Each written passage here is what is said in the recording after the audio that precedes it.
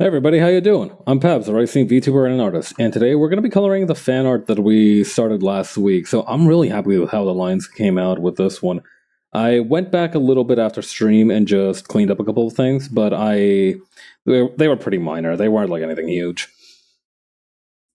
So let's get started on the actual coloring. So obviously the most important thing to color is Doki herself. Let's do that.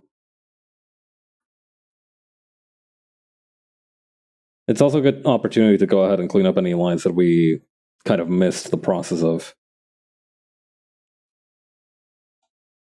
Yeah, like that one. Sometimes I wish I was one of those maniacs who painted directly on the... Oh wait, is this supposed to be like the zipper for the middle of the pants? Can we even see that? I'm gonna go ahead and remove that. Or maybe I shouldn't. Here's what let's do. Let's just add a little something here and call it a day.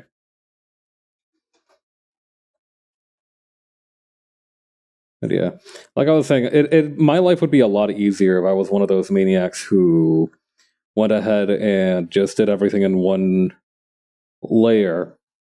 But I cannot live that lifestyle. I need more control than that.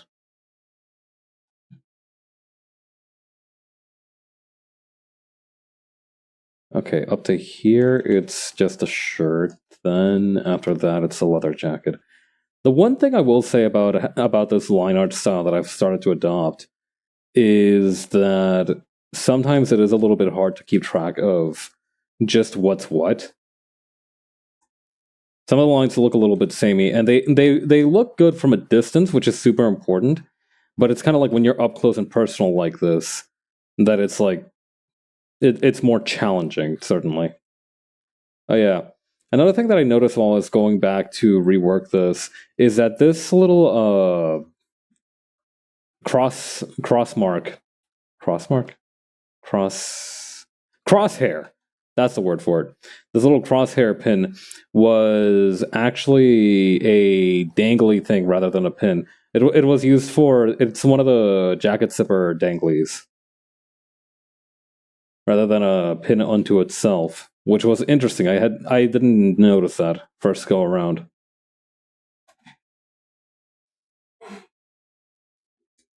I don't know. I'm very opposed to drawing dangly bits, right? Because of the fact that it just means that I have to remember to draw it every single time. That's why if I add tassels to anything, right? For example, I just like to either go full tassel all the way through or just no tassel. Because otherwise it's like I'm gonna be drawing that character 3 months from now. I'm gonna be like, I forgot the tassel, but who cares? And I'll be correct. It's not gonna be a big deal, but it's like I'd rather have consistency from day one than to just eventually settle into a more simplified design. Of course, there are situations where you can't simplify no matter what you want to do. But those are also kind of precious opportunities in and of themselves. Sometimes it's nice to feel like you're really putting 110% into something. You know, obviously you don't need to do it every single time, and you shouldn't do it every single time. But, you know, there are days where you're like, okay, I really worked my ass off. That was an incredible amount of work, but I did it. I don't know. There's days like that too, I reckon. Strong moment, essentially.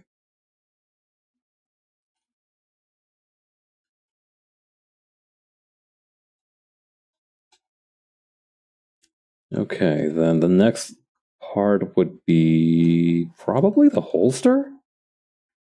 God, I cannot sing the praises of this reference sheet enough. Actually, come to think of it, I think like right after I wrapped up stream on Monday, she actually released the proper reference sheets rather than me having to go back and look at them through the YouTube VOD, which is really funny. I'm not even mad. That just feels comical. And it's good to have moments like that, right? You need to be able to laugh a little.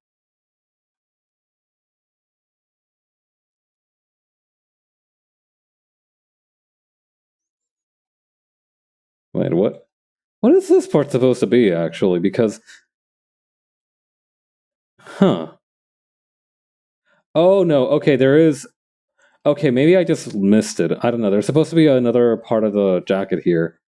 Oh, chutes and ladders. All right.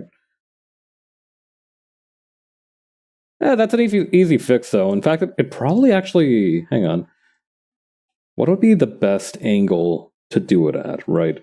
Because it actually gives us an opportunity to kind of even out the drawing, but there's the question of the angle, right? I think an almost like perpendicular one suits it the best, like so.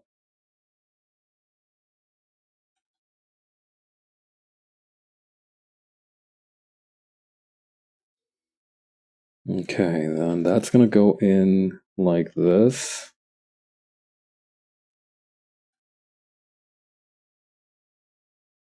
Yeah, see, super easy fix. No need to catastrophize. I say after having clearly that word is too complicated for something. I feel like that word is too complicated for like what it's supposed to be. Like obviously, catastrophizing requires like a lot of thought, and it's just kind of like you being lost in your own head, kind of worrying about the worst possible outcome, right? But at the same time, I feel like if it is such a word used to describe stress, I feel like it shouldn't be allowed to be like that complicated as a word. Like I'm imagining awful scenarios in my head, and on top of it all, I don't even remember the right word for what I want to. Like you can't even spell what you're going through. That's messed up, right? Like I feel like you should be at least be able to like communicate that efficiently.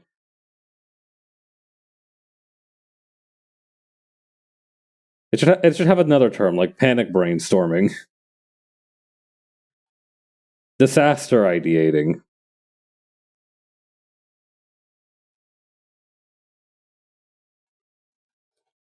worst case scenarioing. Well, no, I guess like I don't know. I don't tend to catastrophize too much myself. I'm something of an amateur catastrophizer.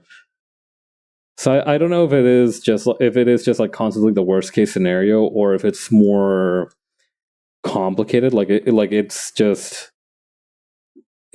like worst case scenario. I don't know. There's like different types of worst case scenarios, right? Like there's like plausible ones, implausible ones.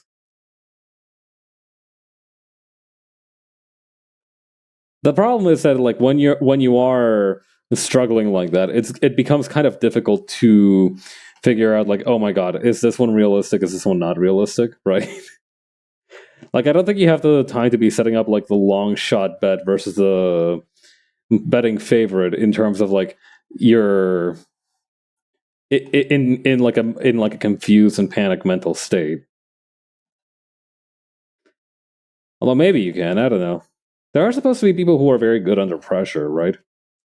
Maybe they have a good handle on how to get it together when things are going south. Although I reckon that they also get frustrated that they can't operate better under normal conditions. You know, it's good that you can,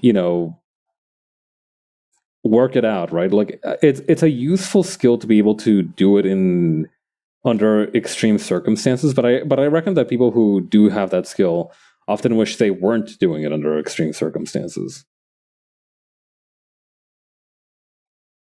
A long time ago, there was this web video called Freeman's Mind, and one of the lines that I'll always remember and that I'll take to my grave as like my philosophy towards like being overburdened or burnout is like I get it, I'm a badass. Stop making me prove it. Like sometimes it does feel like somebody or something is testing you. But like when it's like that every other week, you start to get a little bit crabby, you know?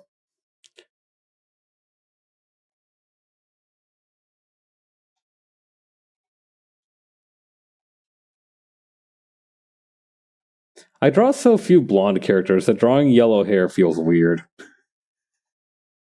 It just feels odd, you know? Unnatural.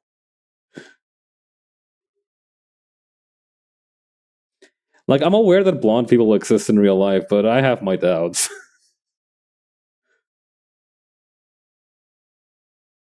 I mean, have you ever seen a blonde person? I doubt it. They're like the chupacabra.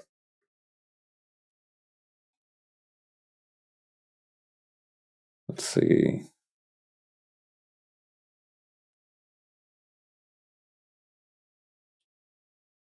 All right, then the next part is the rest of the shirt here.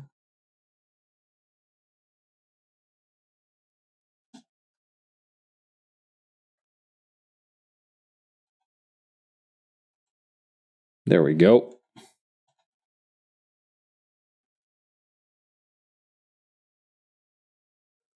Okay, what else we got in here? Pants. Right. Pants are pretty important, I think. If I recall correctly, pants are rather important.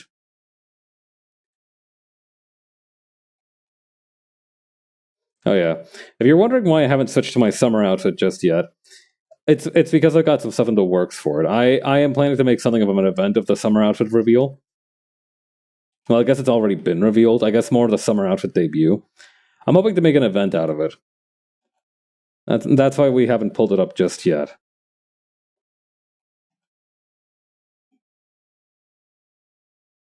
And then the bandolier. That's also this kind of brown, ordinary brown color. I guess the right word would be leather. This leather color. That's one of those what do you call it, tongue twisters that I never really understood. Like red leather, yellow leather, red leather, yellow leather. Like I get that it's supposed to increase your agility by making you probably switch up sounds in some way, but you know, it never struck me as like a particularly difficult one. I feel like it's like C tier at best. Like if somebody says my best tongue twister is red leather, yellow leather really fast, like that's supposed to be like to help you power level gauge people in the tongue twister game.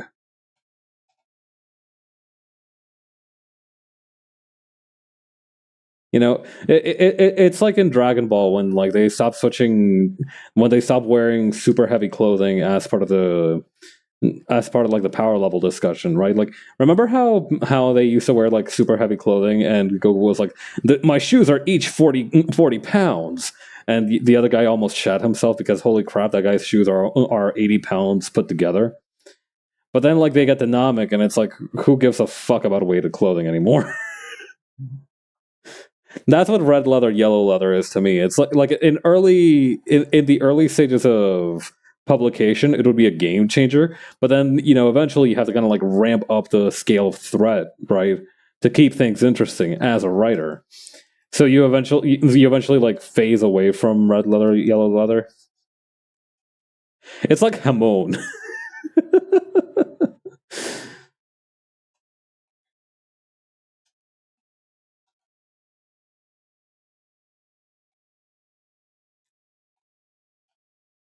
I don't wait. Is the JoJo power pronounced Hamon or Hamon?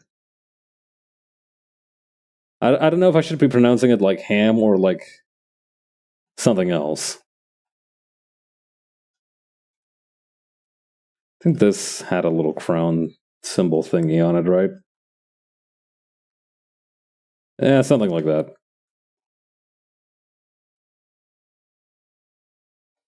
I do really like the star studs on the collar.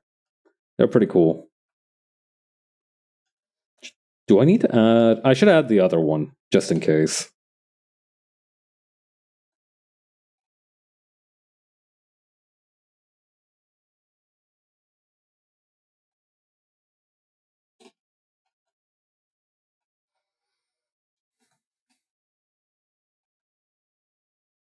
I'm wondering how I should shade this one, honestly. I feel like it's already pretty good with just the flats and everything. But it could always be better. You got to challenge your idea of like what's good. I think that's one of the issues, right, with more long-term projects. Is that it's very easy to get into like the sunk cost fallacy, right? Where you try to make what you have work rather than just deciding, all right, I'm no more thugging it out. We're just going to rework this and see if that'll give us better results. Because you need to be able to do that to some extent, right? Sometimes you really do just need to be like, all right, the whatever we're doing now is just not working. What do we need to do to make it so that it works? And sometimes that is just straight up starting from scratch. And it's not ideal, but there's ways to come back from it too. It's not the end of the world if you have to start from scratch. Like, it's not preferable, certainly, but it's not the end of the world either.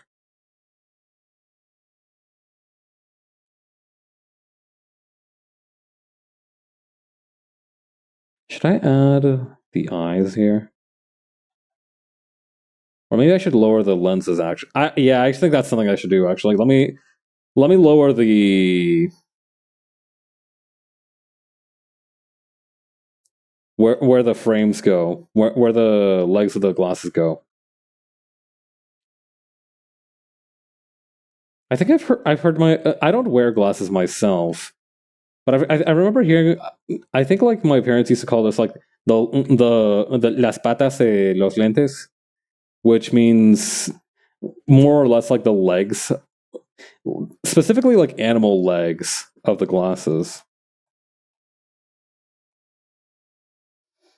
I always thought it was a bit of a shame that English doesn't have a distinction between like legs parentheses animal and legs parentheses human. I do feel like that's a little bit of a wasted opportunity. Because like if you say sácate tus piernas, that's like just normal. Get your legs off of me. But then if you say sácate las patas, or aléjate las patas, that's like that's got some bite to it, it's like you're also implying that the person is an animal, which is, sometimes it's kind of like the strength you need in your words, right? Sometimes you do need a little bit of edge to your words, and that's an easy way to add some.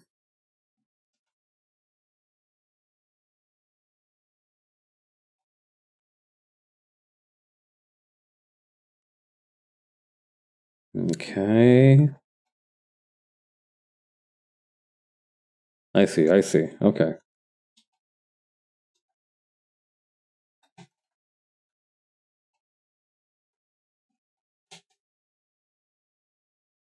And I think this part was also with that lighter color. Yeah, no, it's also with this lighter color.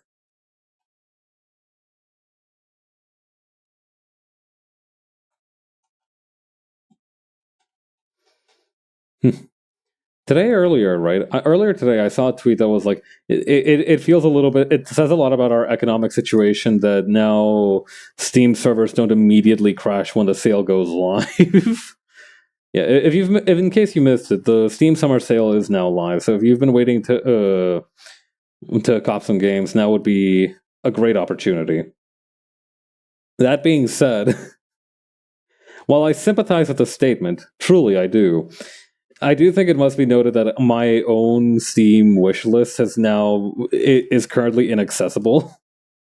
Like, for some reason, when I try to look it up on Steam, it just says that I don't have a wish list right now, which I think is a fantastic thing, because it's like now I can only, it's like a good way to automatically rein in your spending. If you don't know what you want to spend money on, there's no way for you to spend your money. Although I have been looking at another Craft's Treasure, right? I've been interested in that game since I saw the Iron Pineapple video segment on it. It seems super interesting. I really like the art style. It's quite up my alley. Okay, are we missing anything? I don't think we are. Okay. If that's the case, we can probably get to work on the shading. And to do that, I'm going to employ a fun trick that I have picked up over the years, which is to grab whatever pose I had duplicate the layer, rasterize it, and then just keep it as a tiny little reference off to the side here. That being said, first you should probably try to make sure you have the lighting the way you want it before you rasterize it. Otherwise, you're gonna have a bad time. Anyway, I want the lighting to come up from the back like this. Maybe a little further up. Yeah, this one feels like it might be interesting.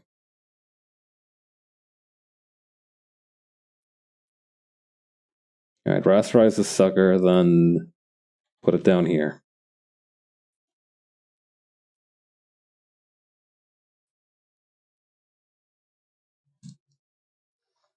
Alrighty. Let me take a quick sip of water while I'm at it.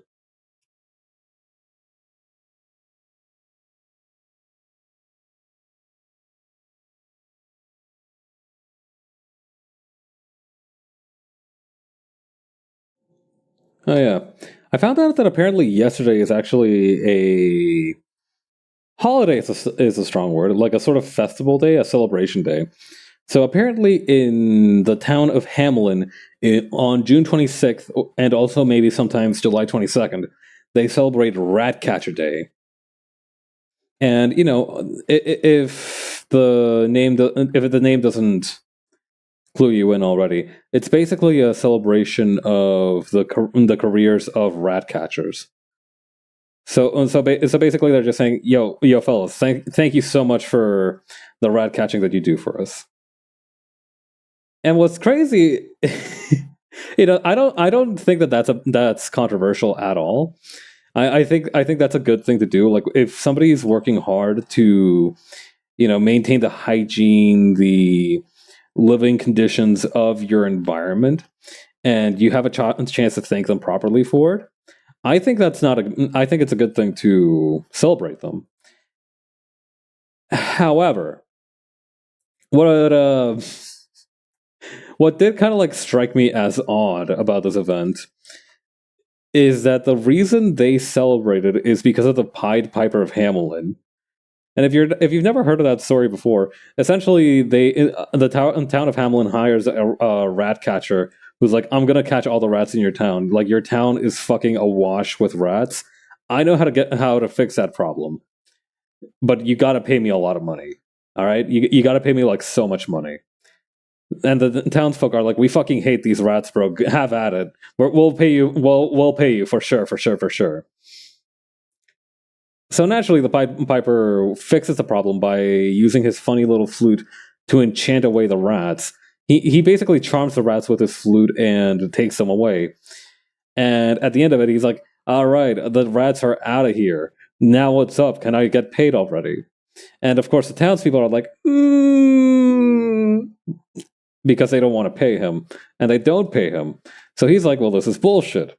And then he decides that if they can't pay, then he's gonna repo their de-ratting. And for good measure, he also enchants the children of the village away with him. He's like, no. You guys dug this grave. You're not gonna tip me 15%, I'm taking away your children. Good day.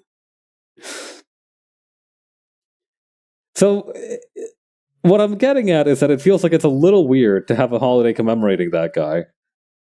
I personally wouldn't be down for that, but I guess if it's what your town is known for, then, well, that really can't be helped, can it?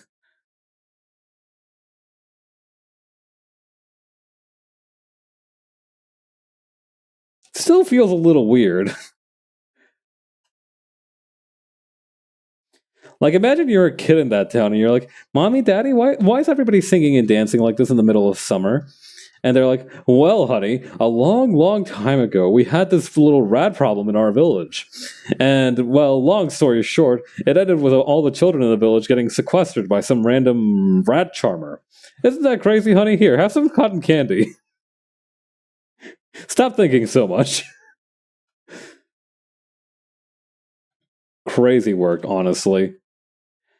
I don't think we talk a lot about like you know Hall of Fame haters. I think the Pied Piper of Hamelin is definitely up there in terms of like hater stardom. Like if you're in a hater contest with the Pied Piper of Hamelin, I fear you might be washed.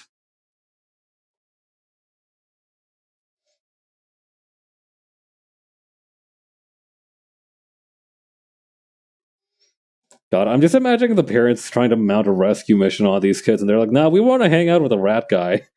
Yeah, no, he has this cool trick where he has the rats like do a little flip kick, right? He has this tech deck, and he makes the rats do ollies off of them. They're pretty. It's pretty sick. So yeah, we don't want to go back to the sticky ass village.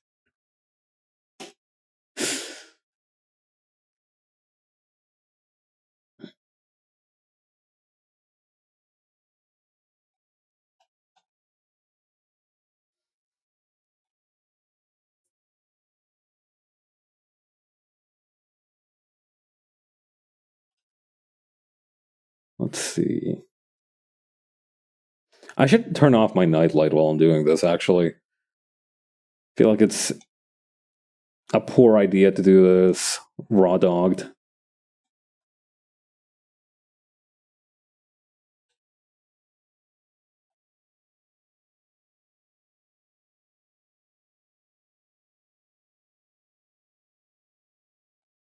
Hang on. Hang on. Let me check something with my eraser real quick. Ah, I see.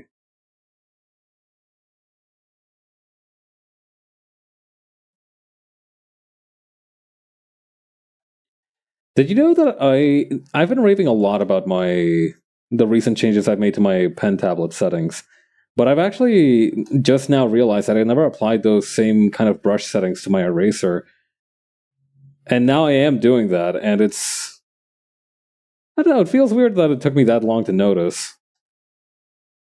It's not such a major thing after all. Well, we'll just have to see.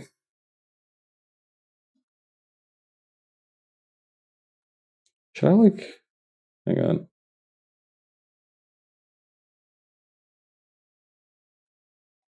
Maybe if I increase the hardness, it'll look better.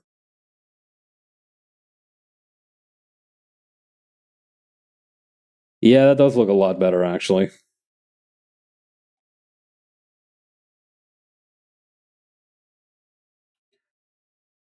Although I might just. Yeah, there we go. I might also hit the rest of these with a blending brush, just so that it doesn't have those. You see how it has like those like weird streaks from where the brush hit? I need to get rid of those. I must remove those from my property, from the establishment.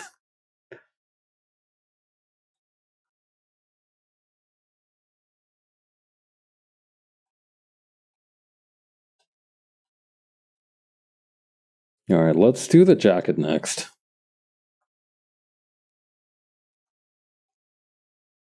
That doesn't feel drastic enough. Maybe like this. That's too drastic. Conversely, there has to be some kind of middle ground.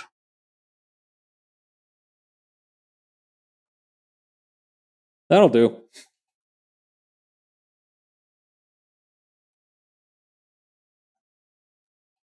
All right. Then over here, we can draw a shadow on this side and this side. But let's keep this other half maybe maybe only like crosshatch shaded. Maybe push this a little bit further up and then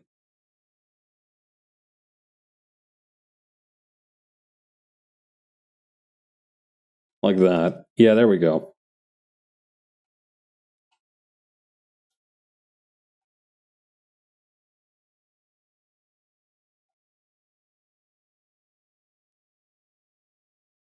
Okay, then that's gonna go come in like this and trail over here. I might be thinking too hard about these shadows, if I'm being honest. But I have fun doing that, so who cares?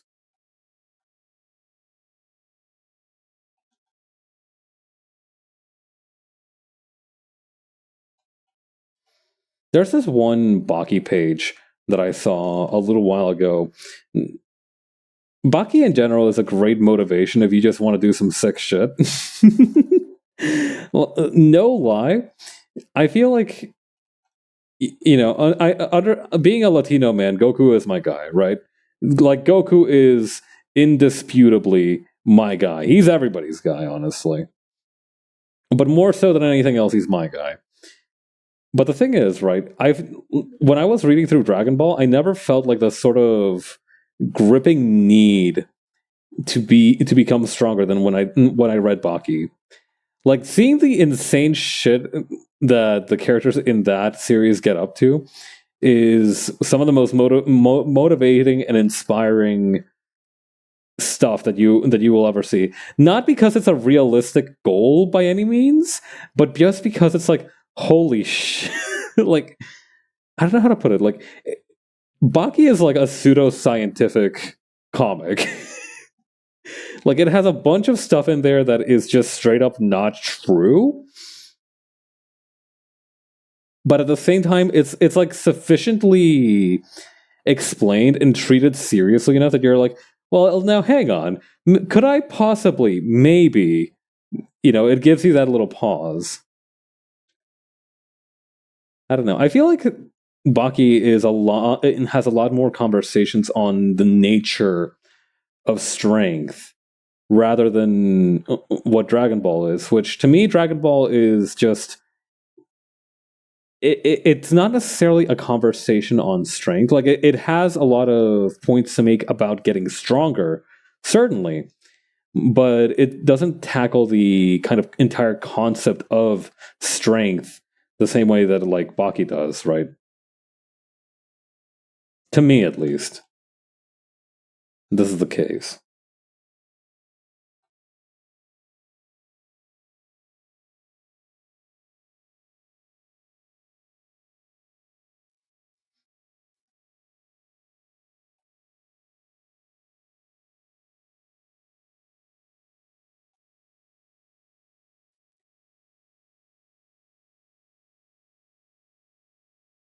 Also, I find Baki inspirational because it has a lot more moments where everybody is just lost as hell.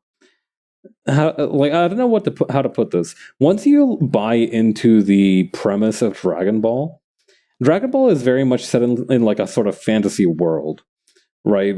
And so once you kind of buy into the initial premise of it, of like Goku and Ko just kind of being around and having fun, you're already pretty much like 80% of the way there. There like the rest of the stuff that happens in Dragon Ball isn't that much difficult to understand outside of that.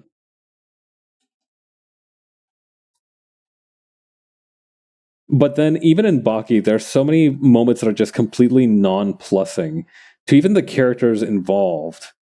Like they'll be observing quietly.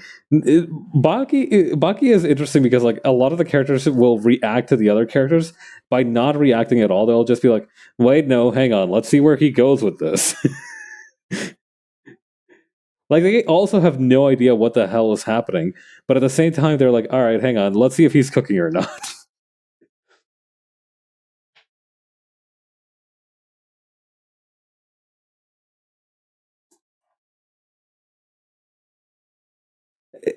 You know what it's like? It's like how there's that one argument that's like, well, if like magical girl villains wanted to win that badly, why don't they just attack the main characters mid transformation? And while it misses the point of like the entire show, right? Like you have to suspend your disbelief for that much to participate in the show. It's still a valid question. And in Baki, it never feels like that. Nobody ever goes like, well, why isn't he just beating the crap out of him when he's doing this super weird thing in the middle of their fight? It's like you don't understand. These are two absolute like it makes it sets up the characters in such a way that in any case, in any fight that you're watching, both of them are sufficiently like advanced weirdos that you're like, all right, I see. So it's like freak to freak communication. Like you might not know what's going on, but these two get it.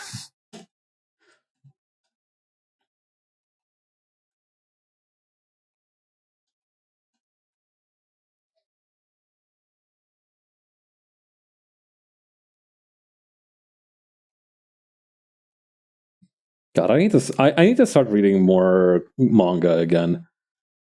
I did promise the boss that I would look into reading Hajime no Ippo, so maybe this is an opportunity. Maybe this will be manga reading summer. I don't know. There comes a time in every man's life when he has to consider whether or not he wants a subscription to the Shonen Jump app. I feel like that day's coming up on the horizon soon for me soon. I don't even know if that'll let me read old chapters of Baki. It might not. I don't know. I've never used that app before.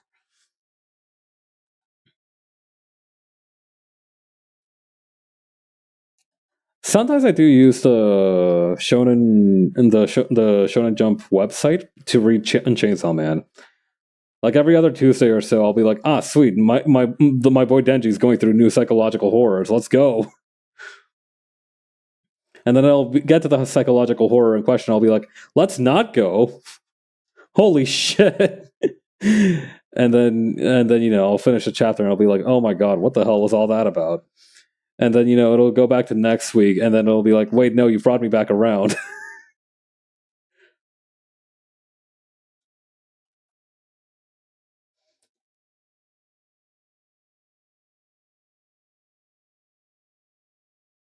I've talked about I talked about the suspension of disbelief a little bit earlier. I feel like Chainsaw Man's suspension of disbelief does not so much. Chainsaw Man does not so much suspend your disbelief as much as it holds the disbelief hostage. I remember a few weeks ago when everybody was freaking out about what happened in one of the newer chapters. They like five or six other people were like, "Okay, so we're going into Fire Punch again. This is just Fire Punch."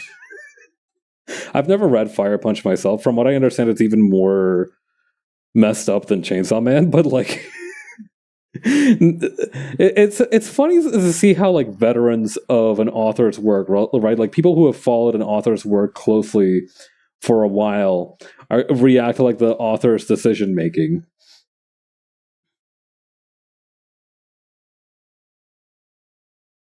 I feel like whatever the hell Tatsuki Fujimoto has going on is like the polar opposite of whatever the hell Genu Robochi has going on. I have I have very little basis for this. I haven't read that much Urabochi stuff, but like like just from the way that the fans react to to their presence is is kind of like the vibe that I'm building off, that I'm basing this off of. God, remember how there was like a trailer for a game where Kiryu's voice actor was voicing this weird little rabbit guy? I cannot wait until we find out what the hell's happening with that game. I feel like that's not going to be for a while, though.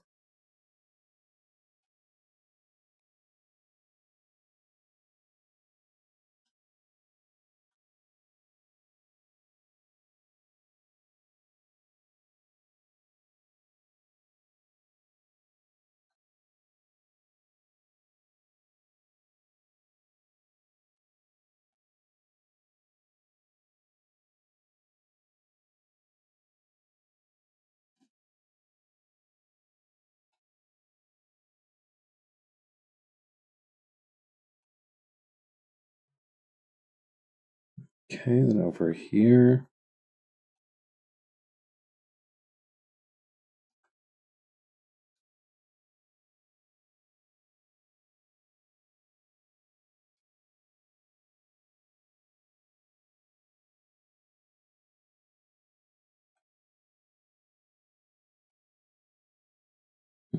Something about this doesn't seem right.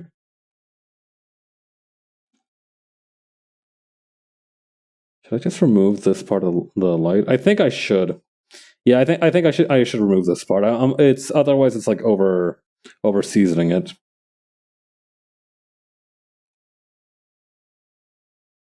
Believe it or not, art is something you can over season. It looks a lot like like having a way too many JPEG artifacts, but yeah, you can over season art. Fun fact. True story.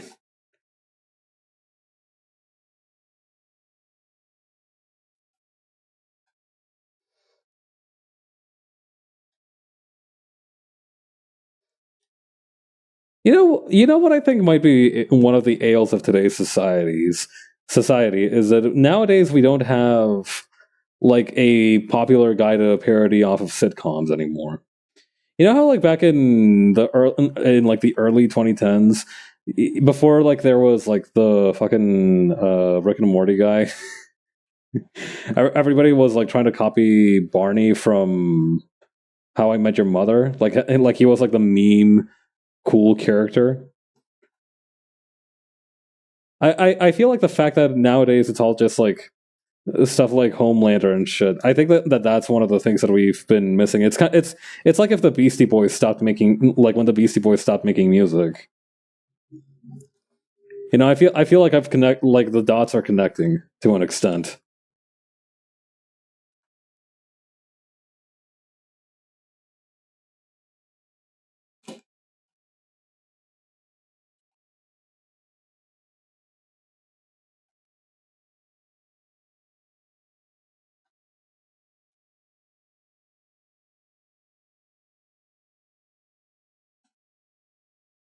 Although I could just be talking out of my butt, as is often the case. It doesn't. I don't think it means that like the situation would necessarily get better. It would just be different.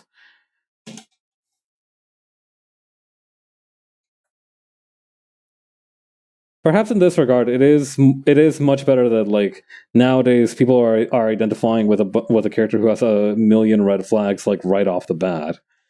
It's like nowadays, right? If somebody like Barney, you'd be like, oh, okay, so maybe they're just like into this popular sitcom. That's fine. That's not at all a red flag. But, like nowadays, if like you see some dude with like a Homelander icon, you immediately know. Like it's kind of like how some frogs develop like a what do you call a colorful skin to let you know that they are poisonous. Like it now it's like much easier to clock dudes like that. So in that regard, maybe we should be grateful. I don't know. Something can get better. Something can have positive side effects and still be awful. I don't think we should be happy about it, but it is easier in this regard.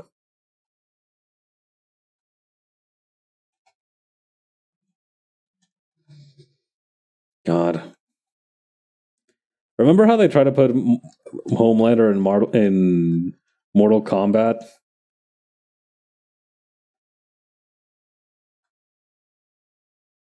Well, it's not that they tried; they did. He is in there now. I just don't keep enough. I don't keep up enough with Mortal Kombat to really care about what the end results were. I think he had some kind of infinite or something. I don't fucking know.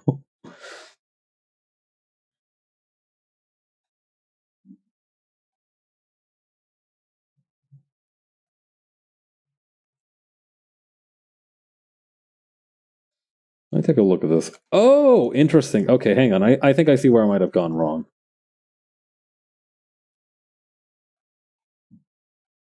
Huh. Okay. No, but see, like the problem is that like, oh, so maybe just like this. No, not quite. Maybe just these two then. Hmm.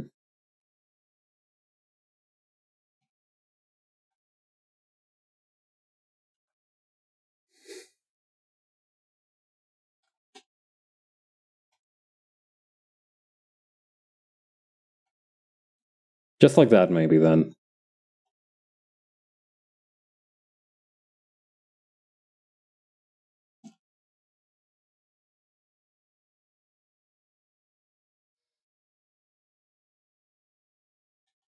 No, I think the less is more in this case.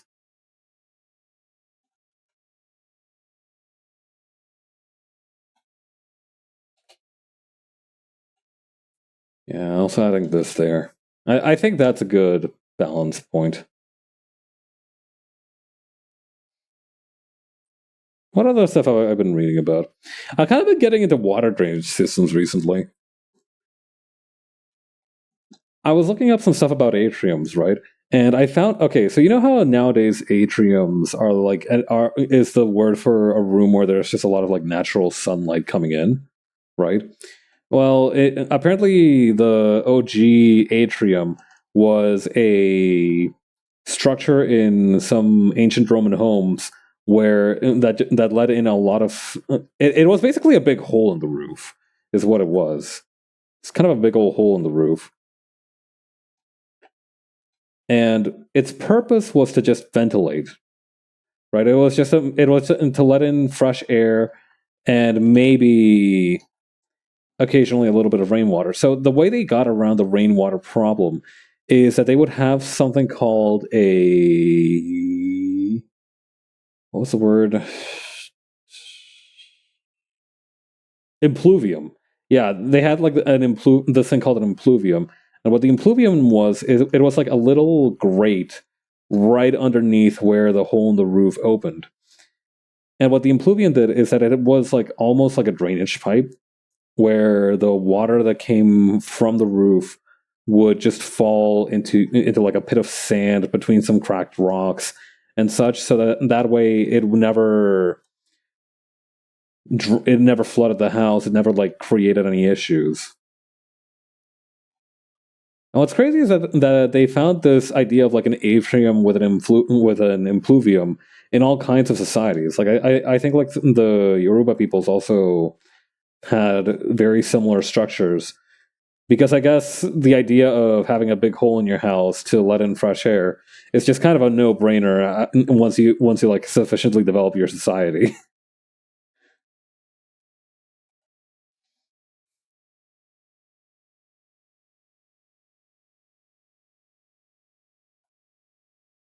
I don't know. I think that's pretty cool, though. I like the idea of there just being a giant hole in your roof that you put there on purpose, and you just slant the roof so that it just like there's no issues with the rainwater. There's something about like those ancient systems that's just very elegant in the fact that they couldn't use electricity or power, right? Because nowadays you can do basically anything you want with power, right? You can do some irresponsible stuff with it. You can do some incredible stuff with it. But the main point is that it acts as a sort of enabler for all kinds of wacky, goofy shit. But back in those days, they didn't have that sort of thing. They had to make do with whatever they had. And well, I guess I guess one of the things working to their advantage is that the Earth wasn't as hot at that point. Like it's getting pretty hot.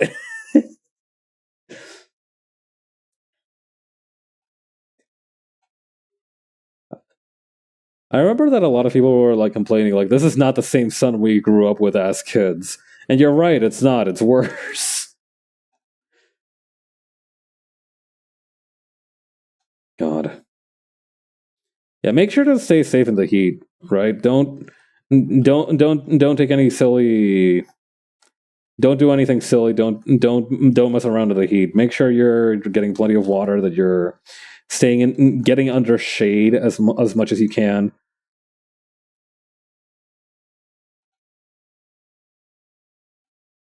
Plenty of sunscreen, obviously, that goes without saying.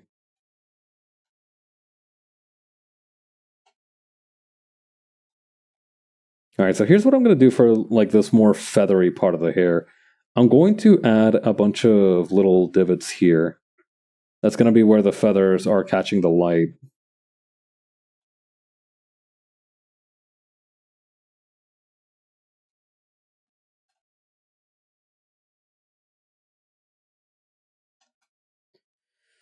Okay. I don't know if I should call these feathers. That's the thing with I don't know. Like, is Doki supposed to straight up be a bird? Like, I know she recently got like a model that makes her that turns her into a crow, and that's pretty funny. But is she supposed to be straight up a bird? She's supposed to be a tomato, right? Ish. That's like the cool thing about somebody whose lore is just like whatever they run with is that they can just do whatever the fuck they want whenever. And that's great. But it also makes it a little bit difficult for a layperson like myself to keep track of everything. I guess the bottom line really is she's just doing whatever she wants, which is good, I suppose. That's how you should be as a creative.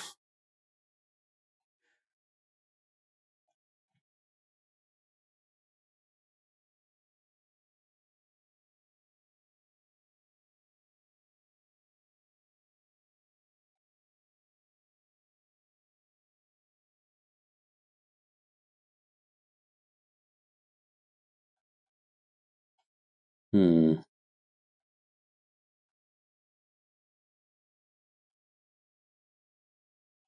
Yeah, that's like a total nope. There we go. That's that. Oh, I see now what I need. I see now what I must do.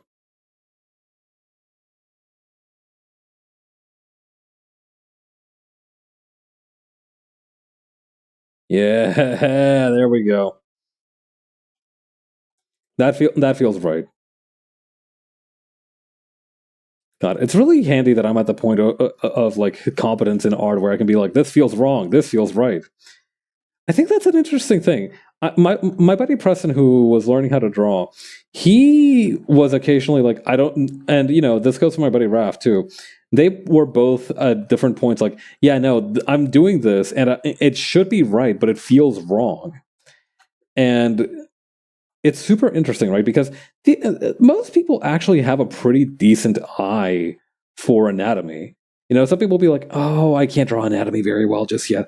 You actually have a decent eye for it, because the thing is, right? It's super easy to like trigger the uncanny valley and whatnot, and that's why we're so good at figuring out, like, oh, hey, is the anatomy here supposed to be like that? Because we have an innate sense of what humans and certain things are supposed to look like. It's actually quite easy for you to realize, hey, this isn't looking the way it's supposed to. The downside to this is that at the same time, it actually makes it quite difficult to bluff anatomy. Even if it is like an artistic decision to bluff the anatomy, it's still quite hard to bypass the whole thing.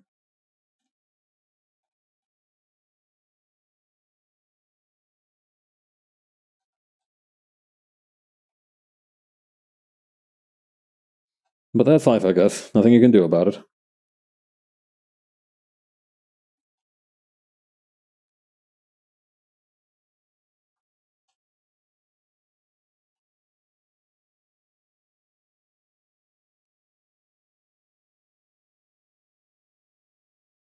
There's a little bit of a line here that's crossing over that I don't like.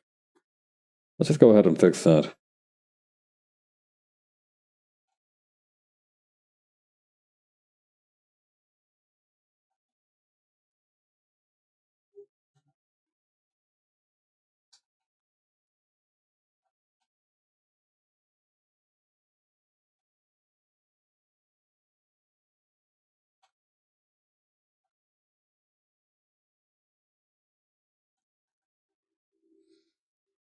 Okay.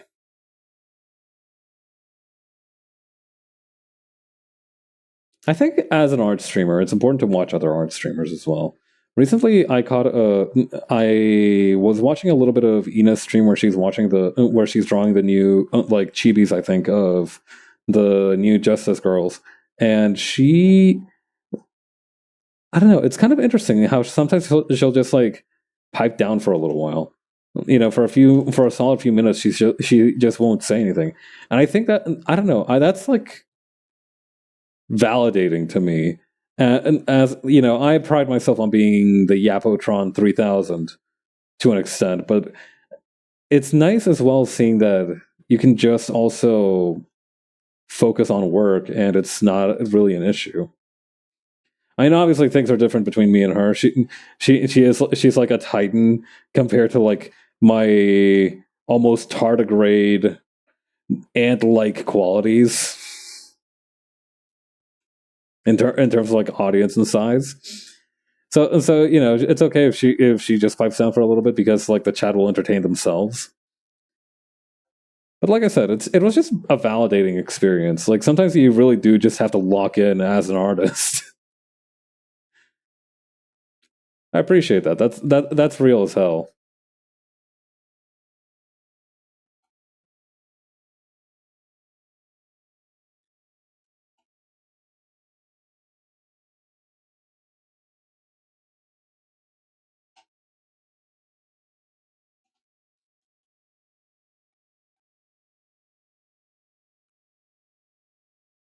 Should I add some shadow? No. Now let's keep it as is. Or maybe actually, hang on. Maybe we can increase the shadow, but not remove the highlight altogether. Suppress it a little bit, you know.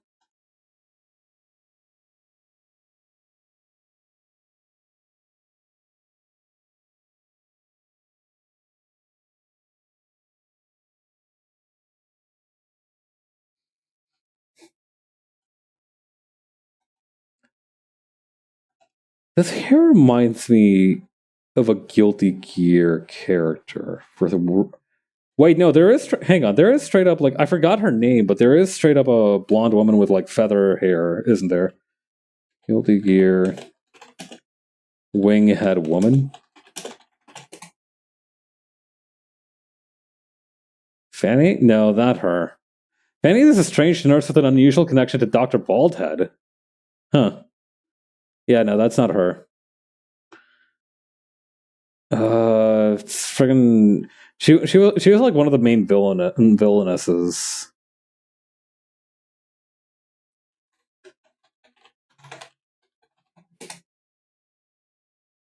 Valentine series. Was she a Valentine? I don't feel like she was. No, she's not. She's not a. She is not a Valentine.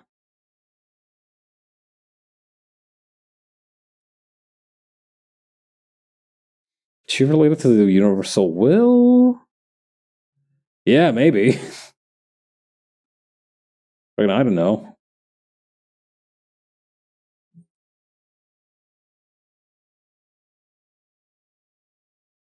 I don't think she's related to Justice. No, I mean she might be.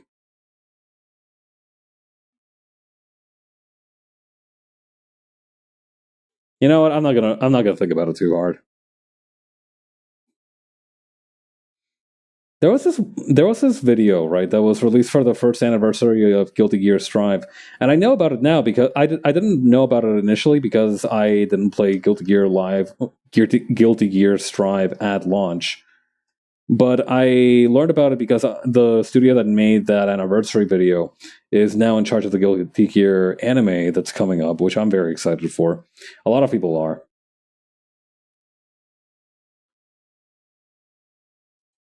But she shows up during that one.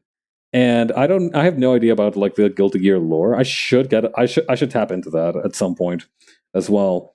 But she shows up in like clown makeup at one point. Like like I swear to God, right before she got totaled by the dragon install, she was wearing full on clown makeup for a little while. And I have no idea if that's like just a lighting thing or if that was like straight up what she looked like. What was one of the main villains in Guilty Gear a Juggalo? She might have been. She might have been. I don't know. Is there like I need to find like a good button to find like all the villains in the series main games. Maybe it'll be like in Guilty Gear XX or Overture or Sign or one of those fucking things. Or maybe in Revelator. Who comes up with these names? All right, let's see. Overdrive, tension. Okay, that's non-playable characters. Sharon? Is it Sharon? Wait, no, that's fucking that's Slayer's wife. What am I talking about?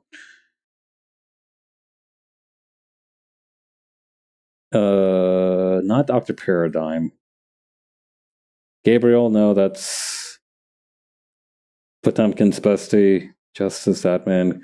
Kronos, Ariel's? Oh, it's Ariel's. Okay. Yeah, hang on. Hold up. Let me put this lady on blast. Let's see. Where's the browser source? Yeah, no, there we go. This one. Yeah, no, she's the one who I was thinking about. I mean, it's not really wing hair, come to think of it, but she sure did remind. Wait, what the fuck? No, she does have the Juggalo face paint. What the fuck? Hang on. Clown makeup. After showing her true colors, she begins wearing corpse paint, a style of makeup that is most associated with black metal musicians. All right, I see. Interesting, fascinating. So, okay.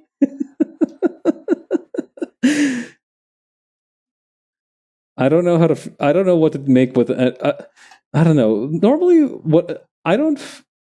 I don't research stuff to find utility in it, right? Like, even if something is useful to know, that's not why I'm like, oh, okay, I'm glad I learned that, right? I don't seek knowledge for the sake of utility most of the time. But there are times when I'm like, why did I learn this?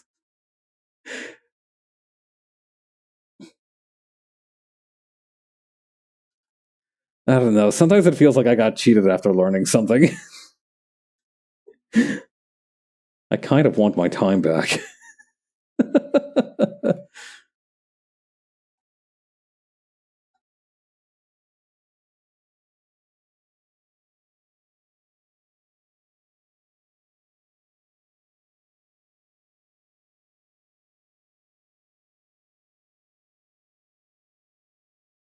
Hmm. No, it'd be a little bit higher over here, right? Because it would. Hang on.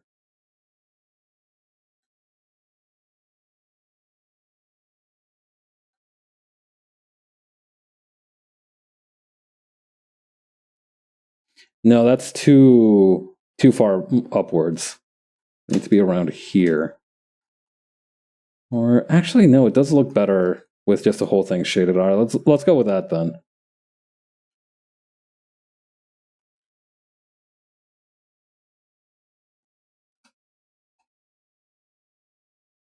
Quite confusing that there's a character in Guilty Gear called Ariel, and there's also a character named Ariels, and they're two completely different motherfuckers.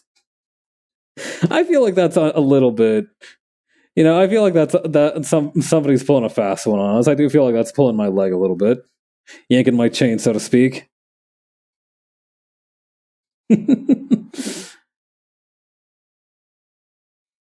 Well, whatever.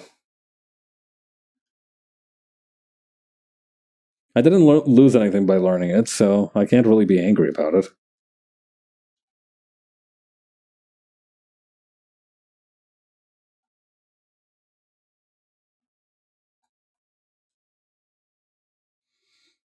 Okay, that's pretty much almost everything. We still have the gloves and everything to go, but those shouldn't be too difficult.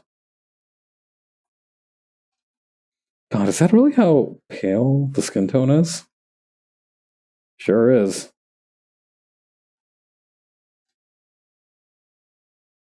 It's important to get plenty of iron in your diet, you know? Well, there are people who also have too much iron in their diets just naturally. Apparently my father was one such person.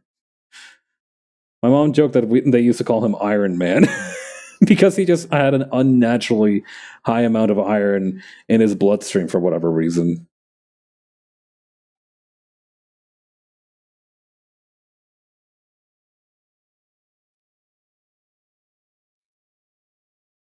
I wonder if past a certain point, it's possible to make it dangerous to have like. Obviously, it's not good if you have too much iron in your diet. Too much of anything in your diet is not beneficial, right? But I'm wondering if there is a point at like which you have enough iron in your diet that it starts fucking with like CAT scans or like one of those machines where you're not supposed to wear metal when it scans you. Is that at all possible? I don't think I don't reckon it is, but like something to bear in mind, I suppose.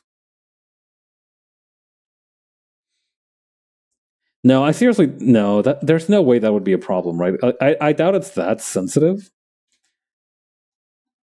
and it's probably like spread out in so much for your blood that even if it was a if it did cause an issue with the operation of the machinery, it would eventually just kind of like even itself out because of the fact that like it's just such tiny little mites of iron. Is there a size at which iron stops being attracted to magnets? Like, can you be so small that you are no longer magnetized? Like, what stops just like very small iron particles, let's say, from getting attached to a magnet too easily?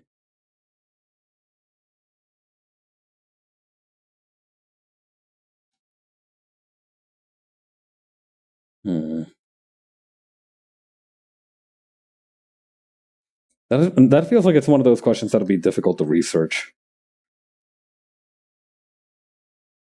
I feel like it's just hard to research magnets in general because half of the results you're going to get are going to be people like like trying to mystify magnets, right? Like being like, "Ooh, magnets are so mysterious and spooky," and the other half is like, "Magnets are not that complicated, actually. You just need to understand that." And it's like a 5 million page explanation.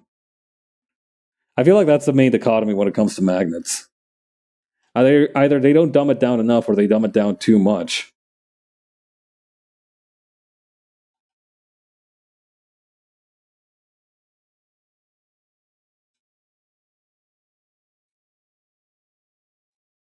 Hmm. I feel like I almost want to make the orange inside of the jacket even more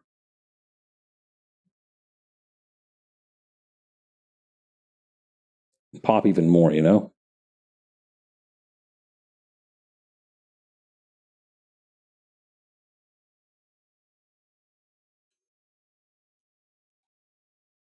That can go for the bandana as well.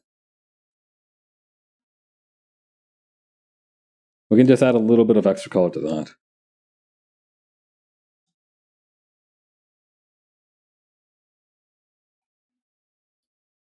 Let's do a little bit of work on the gun first, though.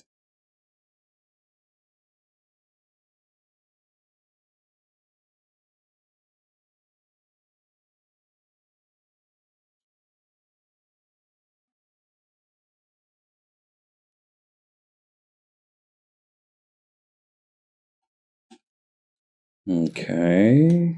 And then for this part here.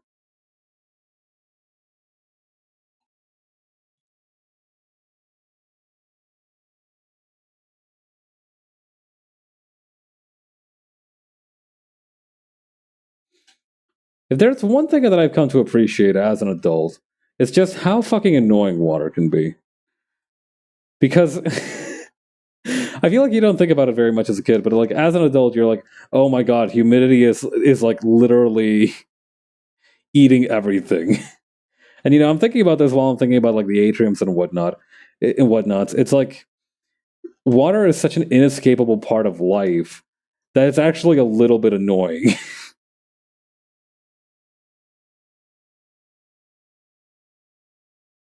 God, I remember for one, how like they have sports days in certain schools. My school had a sports day as well, and we were in one of those situations where like they split the school into like different houses, right? I don't know why they do that. The school is probably like originally founded through like the British school system, and that's how they just retained that as part of the curriculum.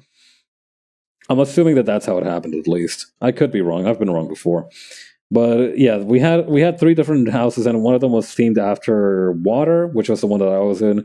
One of them was themed after fire, and the other one was themed after Earth. I want to say Earth, maybe, but that's how it was. And so one time, and obviously, like for sports days like this, we would get split up into our houses to compete. And to kind of pump us up a little bit, right? And I'll never forget that she did this. My PE teacher played that one Doctor Who clip of like the Doctor being like, "Water always wins," being like being super dramatic about like a species that just made you vomit water all the time. I think that was like the monster of the week for that episode. I remember it being like heavily water themed. And he's like, "Water always wins," and she played that for us to hype us up, right? Problem is, I was probably the only kid in that entire auditorium who had seen Doctor Who before this. I don't know if she thought it was hip with the kids. I don't I don't know how it went over. I thought it was pretty interesting. I feel like the other kids might not have been as into it because they just didn't know what the fuck was going on. That episode made no sense sometimes, even with context. I can't imagine what was running through these kids' heads. Probably like, oh boy, I can't wait for sports day. So good. Can't wait to run around in without sunblock. In their defense, I also ran around without sunblock, so that's also on me to some extent. But yeah, very dramatic about the whole thing. But it was nice. It was a nice gesture. This is the same PE teacher that got me into Kung Fu, by the way, so she was definitely a very multifaceted woman. I hope she's doing okay. Last I heard, she was going to train at a Shaolin temple, and I'm not even. That sounds like a bit that I'm making up. It's not. My PE teacher quit her job to join a Shaolin monk temple to learn Kung Fu better. God, I need that to be my midlife crisis. Someday I'll just get sick of doing office work and I'll be like, fuck it, I'm going to a temple to learn Kung Fu. And hopefully that will be like the end of the line for me.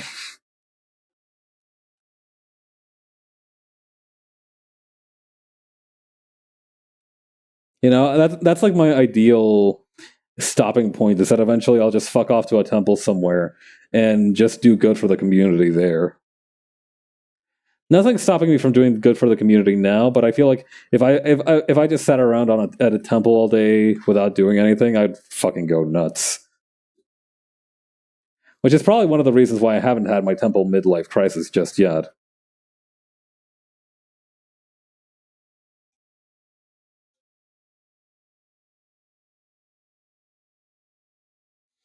Someday, though, maybe not today, maybe not tomorrow, but at some point I'll have that midlife crisis. Probably during my midlife. The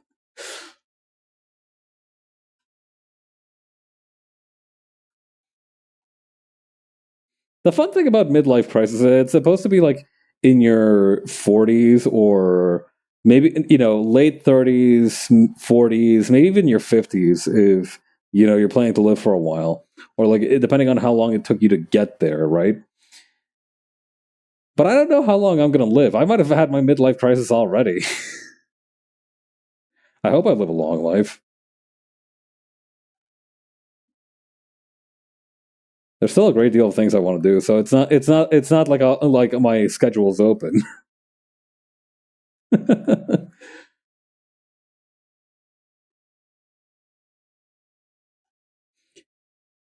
It would be really funny if to deter the Grim Reaper, you could just put up a sign that says "No solicitors," and just have that stop them from taking you to the great beyond. The the power of private property laws compels you.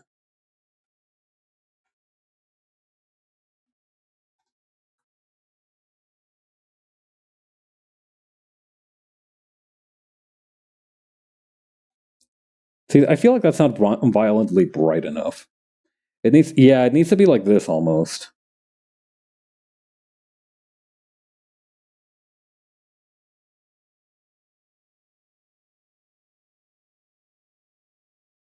Yeah, there we go.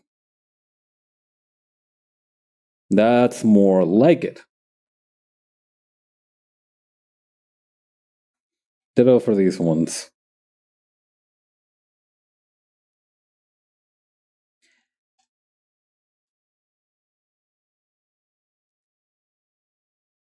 That's so small you can't even see it. I'm not gonna bother. Maybe for this one I will. Okay. We've got a lot more to get through, I think. The bullets.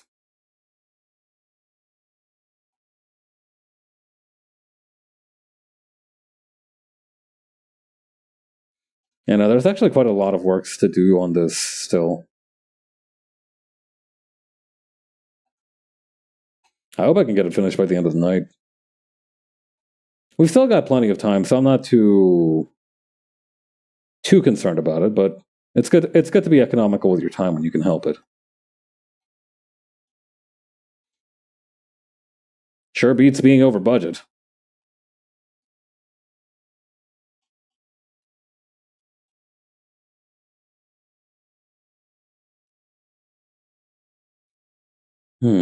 Okay. Then next up, the rest of the belt. Right, we should probably get to the rest of the belt, shouldn't we?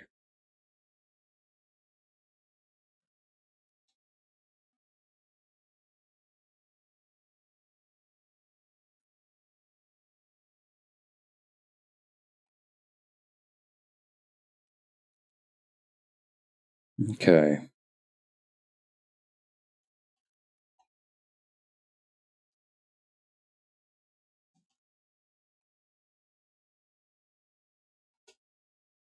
Can I get away with a gradient here? I hope so. Maybe with a soft eraser.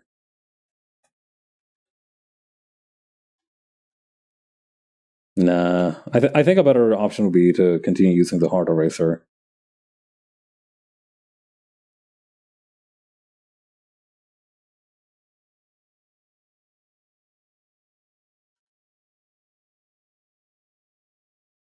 No, something about that doesn't seem right.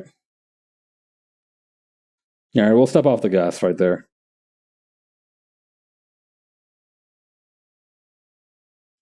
Let me take some more drink of water.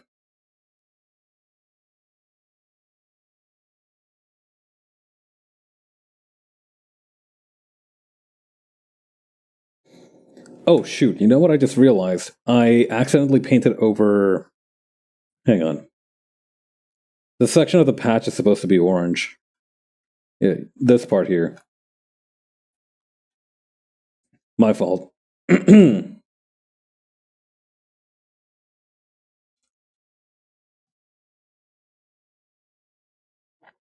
Okay. Right. The other parts of the belt.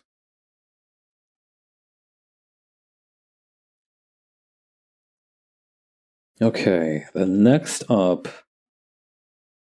I guess we have to do some shadows for the shadows, huh? Maybe we should start with the pants again.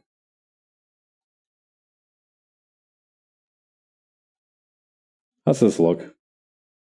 Bit harsh. Bit harsh. Let's use the blender brush.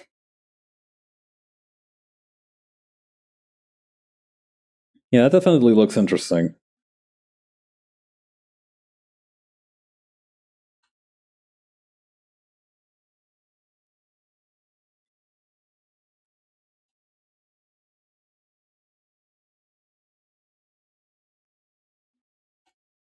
Okay, over here.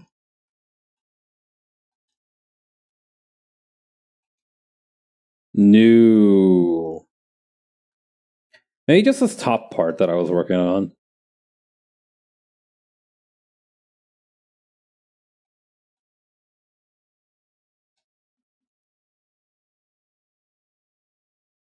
I forgot that I added a whole different layer, so I can just do whatever. Thank goodness. Ooh, this is a good idea, actually. Then maybe we can use the gradient erase to... Interesting development.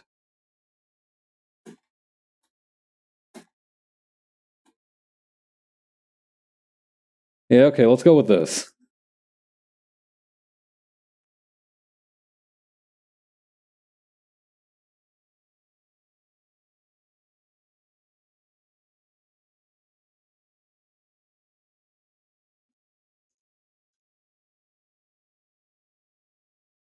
Okay. Slightly darker color for the underside of this.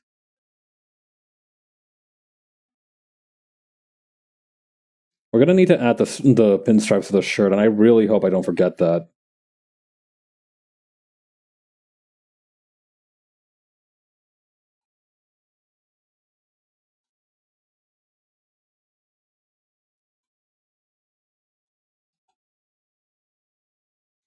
That might be a bit too harsh for the inside, but we can use that for the outside part, no problem. Let's blend this out. Yeah, that's much better. Okay, let's go with that then.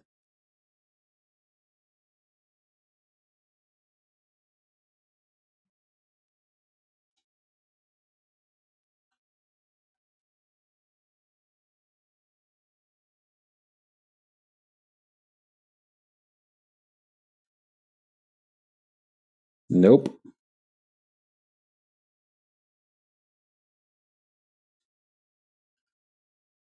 Maybe it'll grow on me if I can keep doing the rest of this.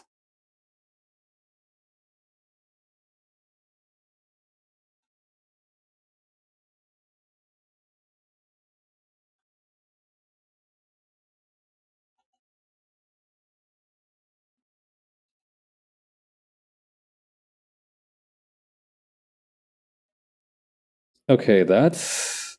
this is an interesting flow of it. Doesn't feel right, but it's working. Let's see where it takes us. Okay, we just ended up shading the whole thing. That's not exactly encouraging, but that's how it goes sometimes. You know, sometimes you give 110% and it doesn't work out. No shame in that.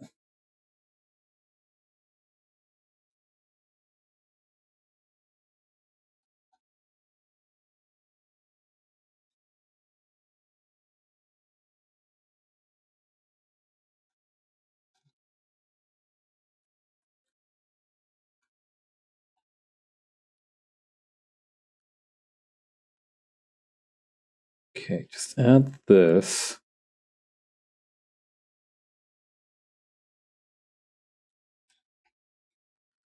Maybe we can just kind of like gradient erase just the inside of this part. Is that on the table? Well, shucks, it looks like it might be. Let's try it. Give it a fair shake.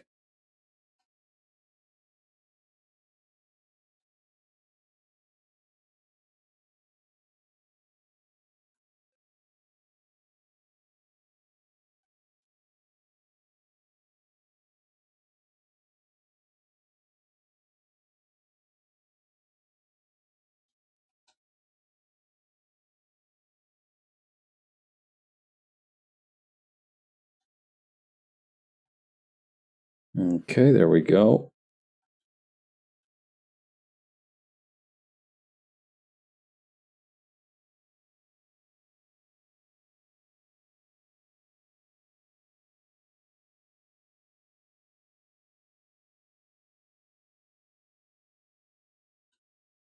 No.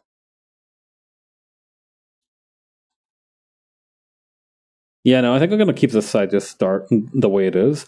What I could do is I could grab some of this darker color from the inside of the hem and just apply that little by little.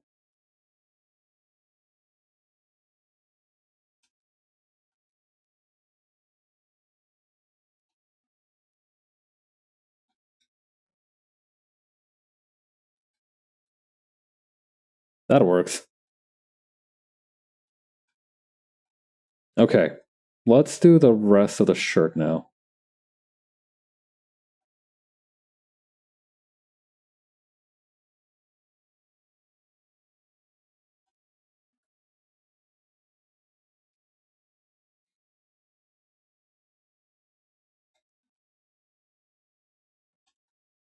Okay, that's going to go like this.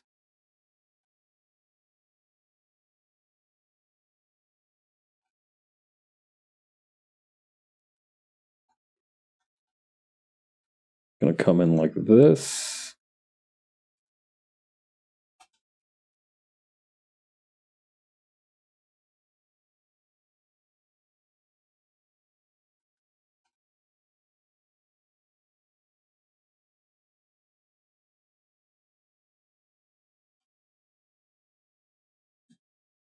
No, wait, I feel like I've committed some kind of error.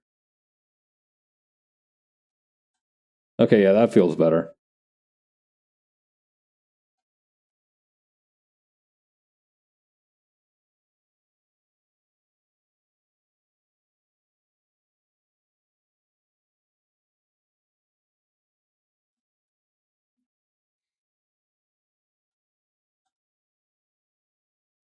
Okay.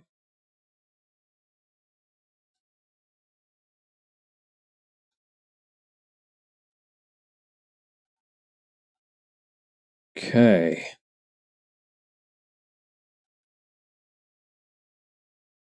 Let's just cover up this whole part. Why not? We can start lowering the intensity of the shadow up here.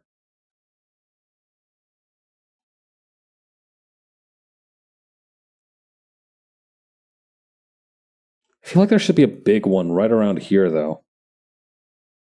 How do I...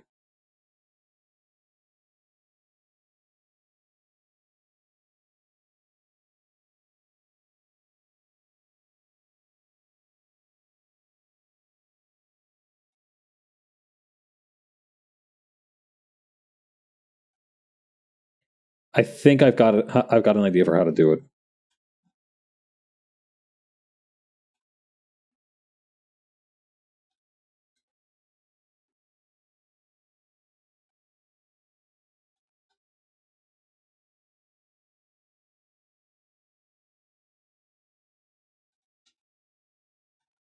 All right.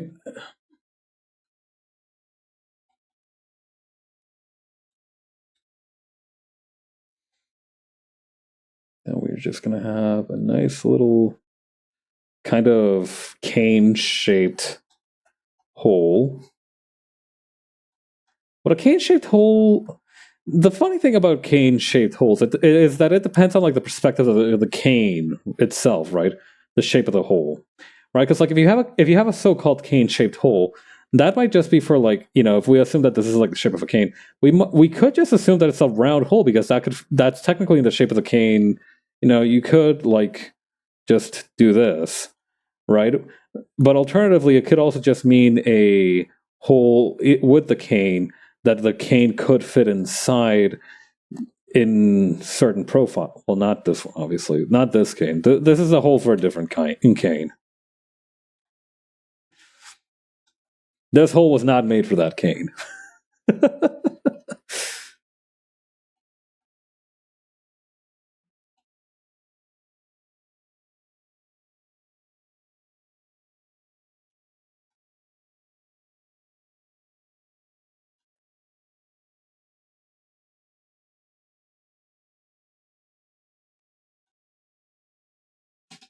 Okay, then over here.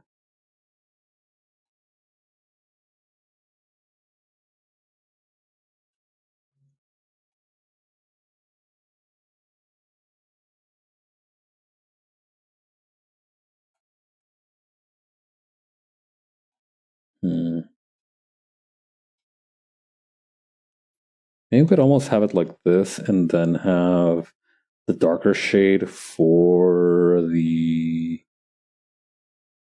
We'll figure it out.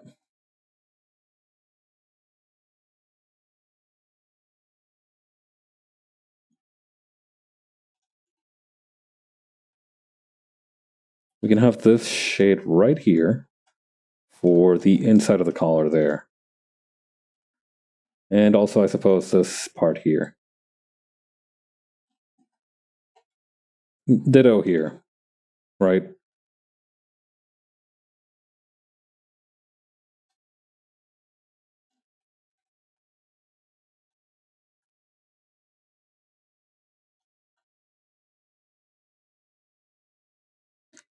Now, can one of you tell me what's wrong with this picture?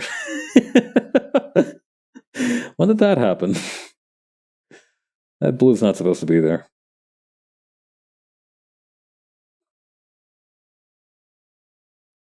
God, now I'm just imagining an art streamer that does some Blues Clues type stuff whenever they stream, where they're like, "Can you see where I need to what I need to undo with Control Z? I can't hear you," and it's like that. That would be an interesting idea for like. That's an interesting angle. They do say that you're supposed to have a lot of interactivity in your streams, but I feel like that makes it feel, patronizing your audience might not be the way to go. Or it might be. Who knows? There's got to be some people who are into that.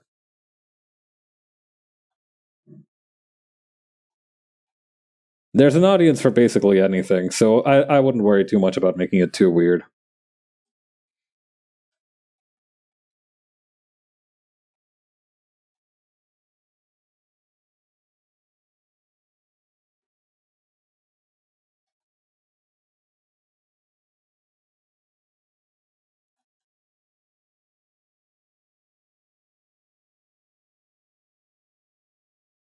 Hmm.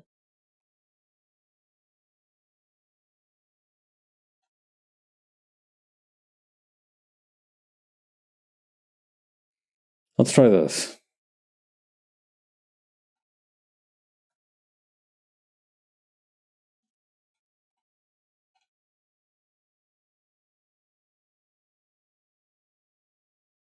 Okay.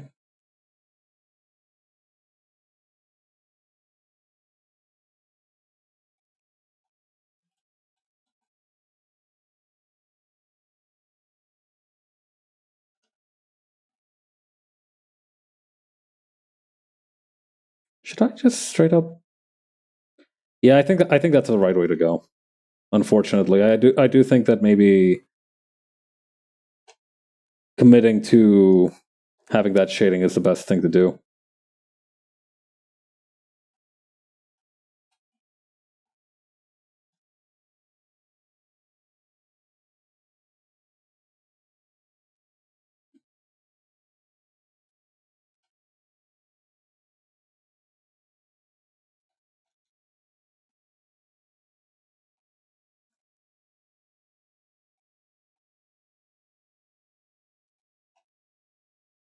Okay, then that's going to come in over here.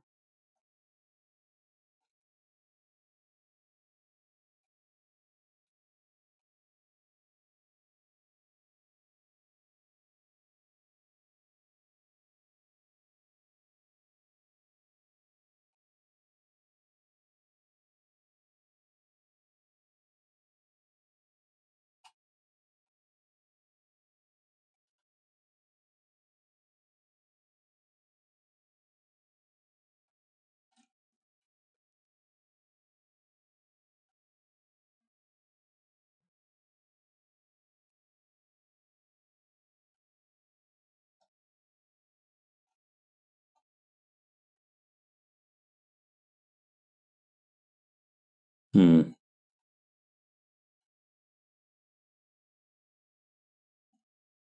No, that's not it. Wait, I think I got it. There we go.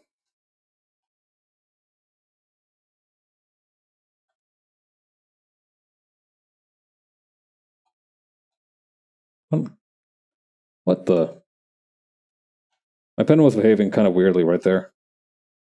I wonder what that was about.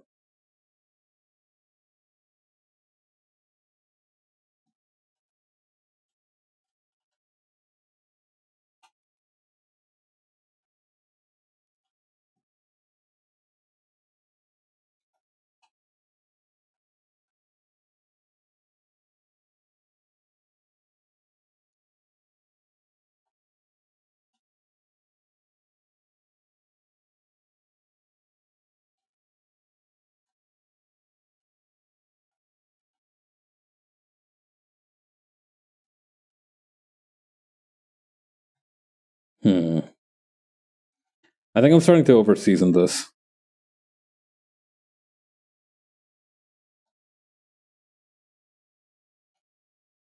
I hope I'm not. It'd be really frustrating having to go back after all that.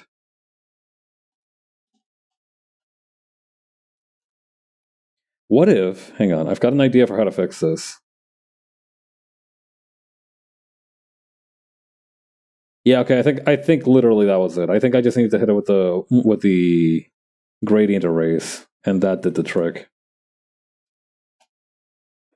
I go back and just retouch up some of this stuff.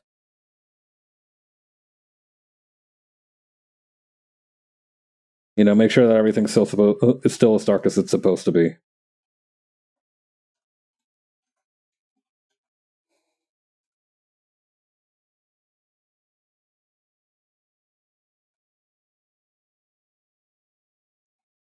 There we go.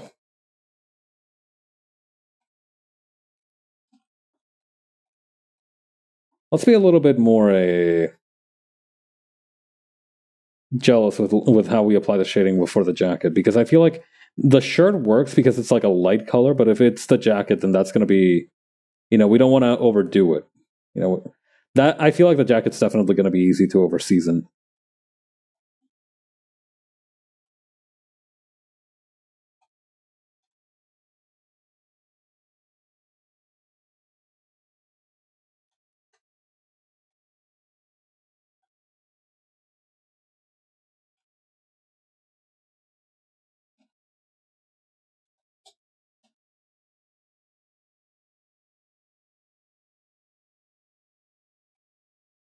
Hmm. Let's see.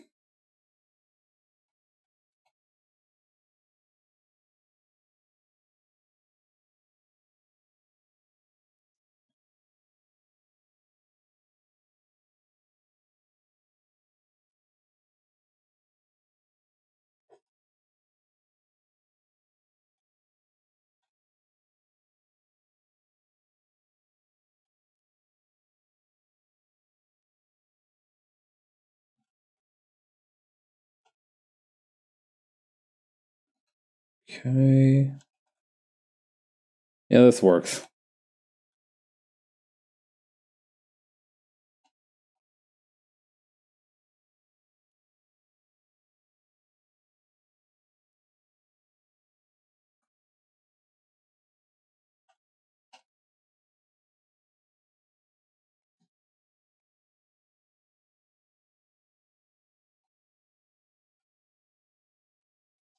Okay.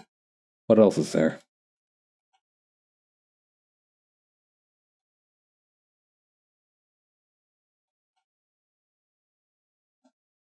We could add a couple more lines here and there just to emphasize the shape of the jacket.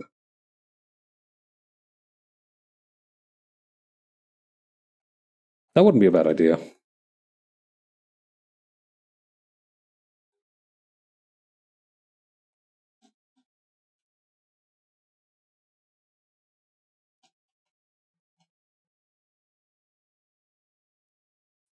Okay.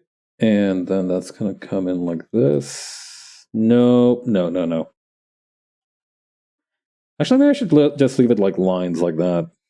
I feel like that might be a better idea.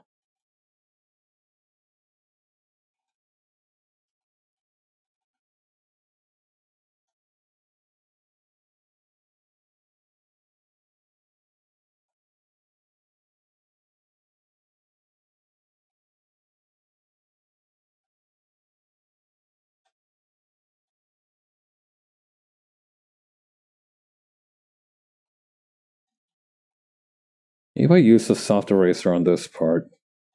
Or maybe the blend tool even.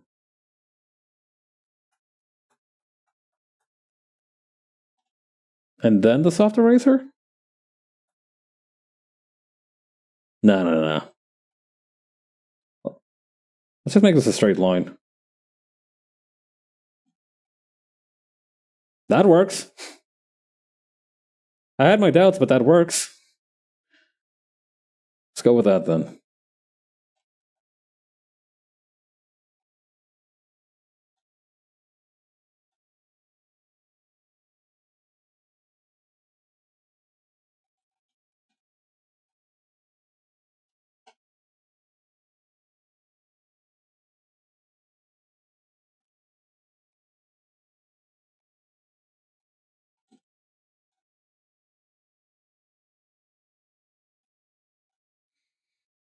Hmm. Okay.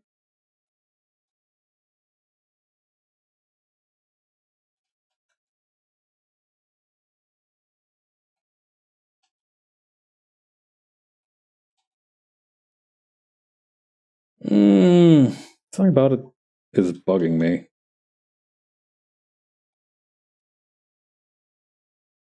Hey, it's like this.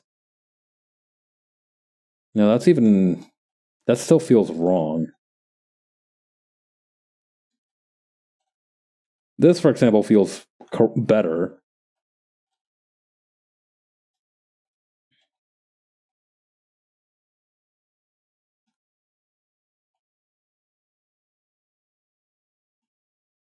I feel like I don't have any particular goal in mind, so it's challenging in that regard. I don't have an idea of what this is supposed to look like. That's what's making this so difficult. Oh well, one line at a time. Eventually, if I keep refining it long enough, it'll eventually kind of generate its own shape, and that's when the real fun will start.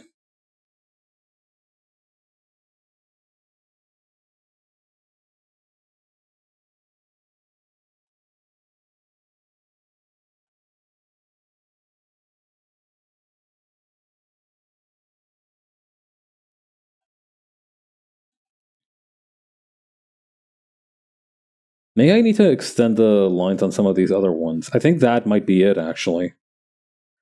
Too much white space where there shouldn't be any.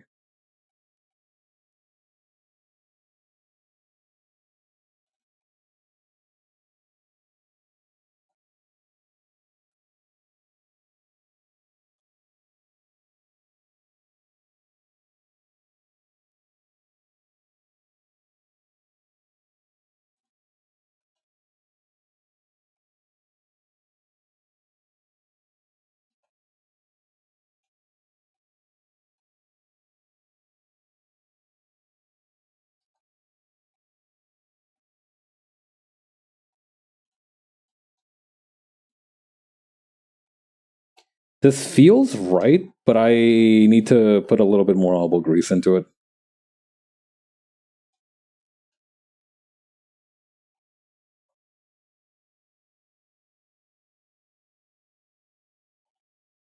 Nope, that's not the right answer.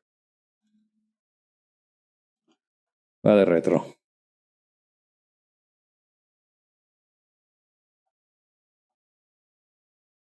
That's also not right.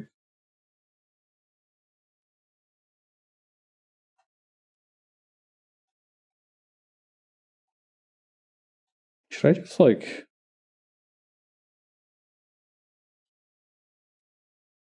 Huh. Call me crazy, but I think that works, actually. Well, maybe just a tiny little bit.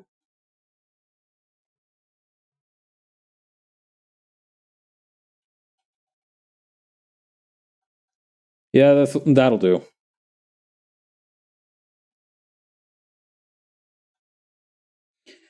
Yeah, I'm not gonna go too crazy on the leather lining, on the leather shading, he said, like a liar. Well, no, I guess that this is still relatively tame. I've seen some leather rendering that makes me think that whoever did it must be some kind of maniac. In a positive way, of course.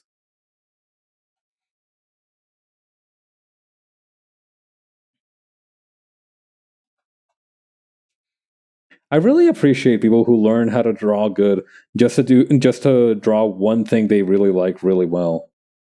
Like people who learn to do super detailed latex just because that's what makes them happy.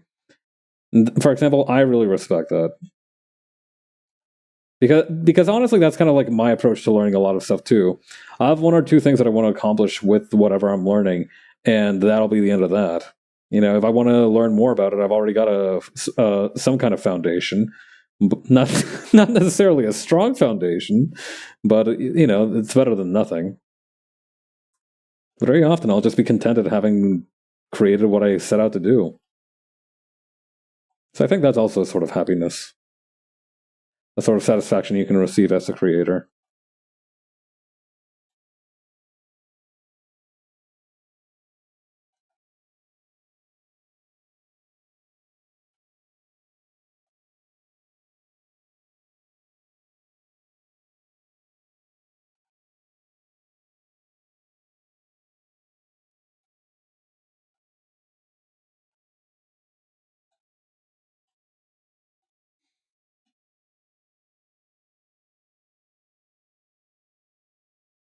Let's see.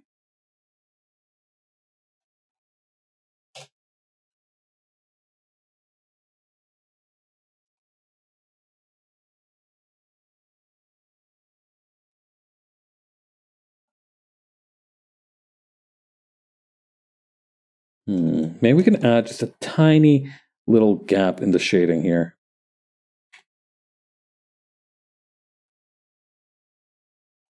Maybe a slightly less tiny gap.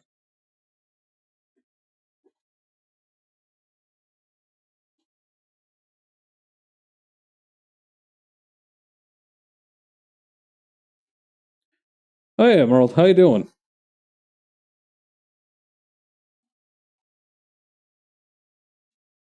How it goes? Pretty good. We've made a lot of progress with the coloring. I'm still in the middle of doing the leather jacket, and I've still got some other stuff to go, but I'm happy with how it's coming along. Yourself? How's your night going?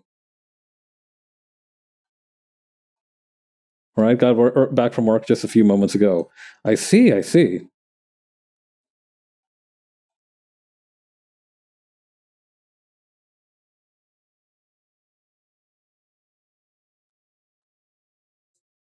Let's see. Are you settling in for the night then?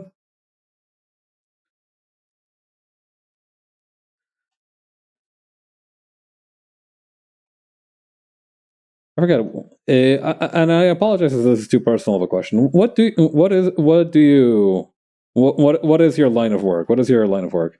I had a ride so I didn't have to walk in the 110-degree Fahrenheit heat. Yeesh. Unfortunately, while replacing the first belt on the truck was easy, I have now gone through two others to replace the AC belt. Oh my. That sounds tough.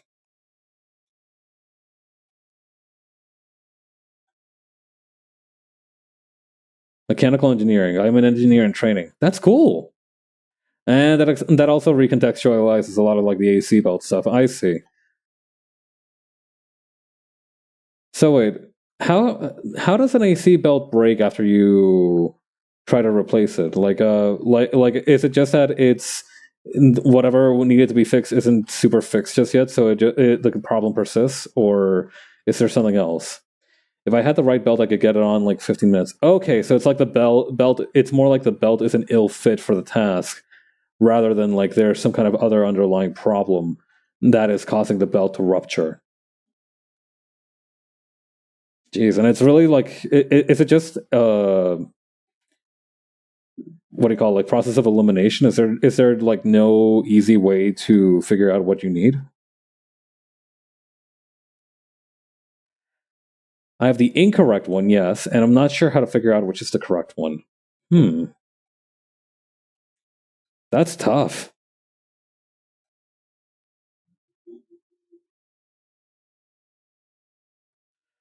That sounds like the setup to a Professor Layton puzzle.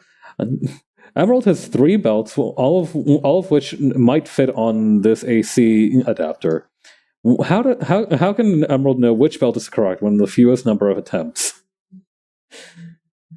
I thought I had it figured out twice so far, and most videos only have the power steering, fine, and the alternator, which I replaced. Ooh. So maybe it's like because there was some kind of other mix-up with the only one had the AC belt but didn't say the size. Damn.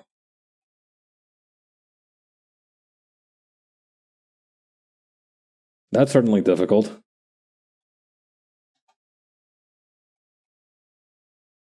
And it doesn't matter how many, and I guess even if you try a few more, as long as I reckon there's like a ton of different belt sizes. So even if you try a few more, Even if you try to Cinderella your way through that and find the right one, it'll still be. Yeah, that sounds tough.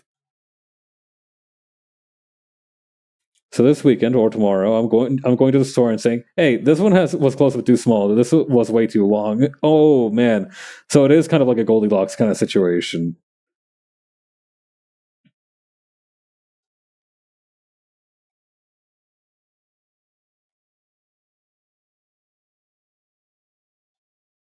Still, that sounds like a super interesting career. I reckon most of your problems probably aren't this involved to solve, but that still sounds like it can be really satisfying when you get it right. That's cool. Mechanical engineer for me is more like plumbing design. Oh, okay. So right now, I see. So it's kind of like you're doing this as a job, but it's like not what you're signing up for, right? So is your interest mainly in like plumbing design then?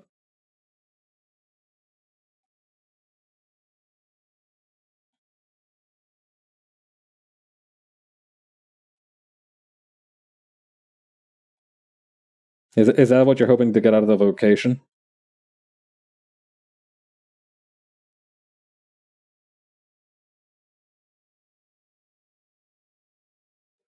Let's see. Maybe I can erase this top part. Hmm. Don't know about that.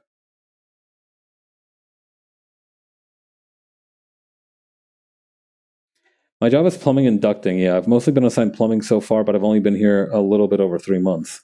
Nice. Still, AC belts and plumbing sounds like you're getting a nice kind of diversity of experiences. That can only help, right? In kind of getting your feet wet in all kinds of different things. My truck being out of commission is less of a pain because I'm only 15 minutes walks away from work. That's true. But the truck is not part of the job. Hmm.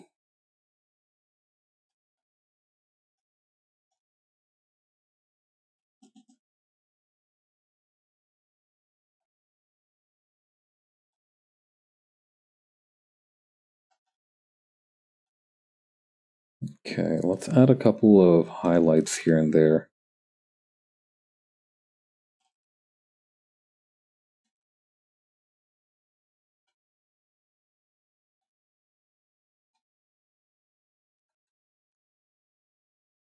There we go. My coworkers are very nice. Have taken me to store, driven me home a few times now. Hey, that's great. It's all yeah.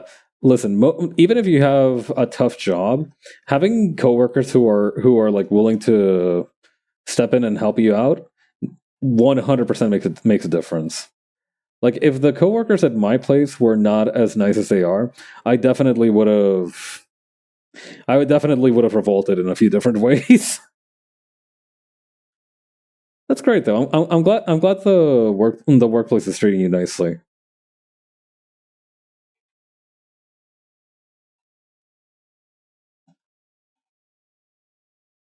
If nothing else, you've got that going for you.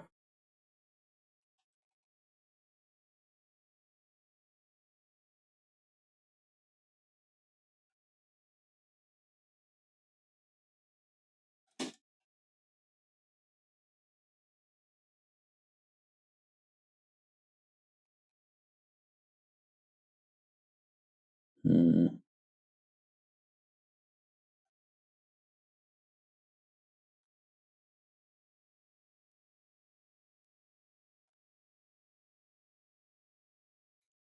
I had my mid-year review just yesterday, and my boss was like, "Love what you've been doing. You should ask for more help from your peers and mentors. Do you have any troubles or comments?" Yeah, that's good. If the main issue is that they're telling you that you're not asking your peers for enough help, it's that they understand that you're competent enough to do stuff on your own, but you would be like even stronger if you had like the right direction from the get go. That's really good. Congratulations.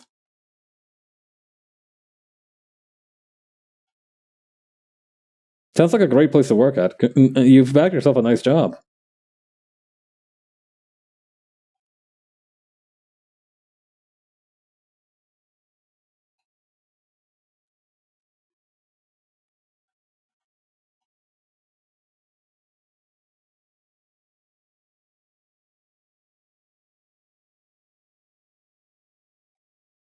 Okay, this is going to go like this.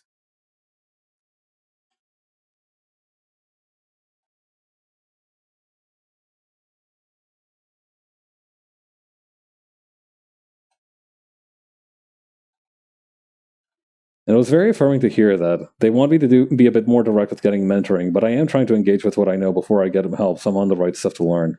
Hey, you sound really motivated. That's great.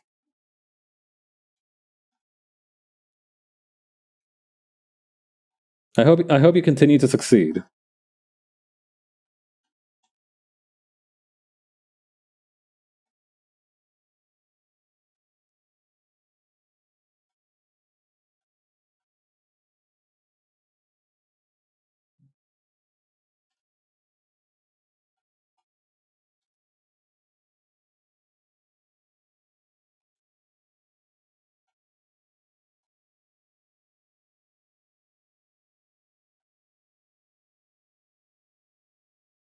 Okay, over here. But a decent. I know exactly what you mean, though. A good, like a good employee review can have can basically like obliterate any kind of symptoms of imposter syndrome you might have.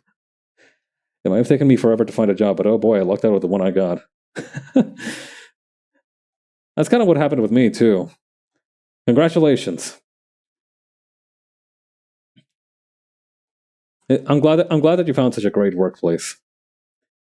100,000% on the imposter syndrome comment. Yeah, no. Like I remember a little while back, right? I was feeling like very much not imposter syndrome exactly, but I did feel like I was slipping. And then I went on. I had my like employee review, and they were like, "Dude, the everybody who works with you says that you're fucking great to work with. They really like you. They're asking you. They're bringing you back on literally everything you worked on last year because they like you that much." And I'm like, "Oh, all right, nice." And like you said, it's very affirming as well. It's I don't know. It's nice to be told that you're doing a good job and know that they mean it. Like obviously, it's important to tell your coworkers, right? Like, hey, good job on that, good job on this, and like you say that, right? But even if the job was kind of mid, you do have to thank them for their work because that's the right thing to do. But then you're like, oh man, am I doing okay? Am I not? And then they hit you with the employee review that tells you that you're doing great, and you're like, oh okay, so I am just that good. I'm glad to know that that's by no means an isolated experience.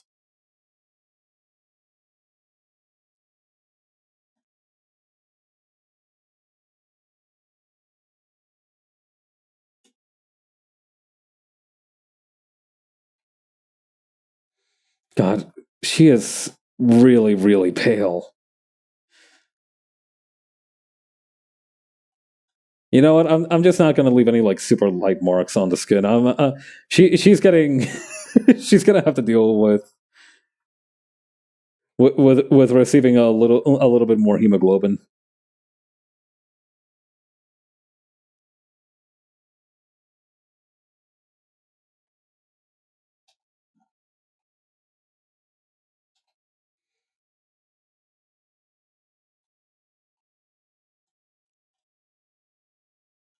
All right. Here we go. We need this eye here. What better compliment is there that you did so well, we want you back? That's true. That's a great way of putting it. Yeah, you cooked so hard, we need you, we want you back on the team. Good stuff right there.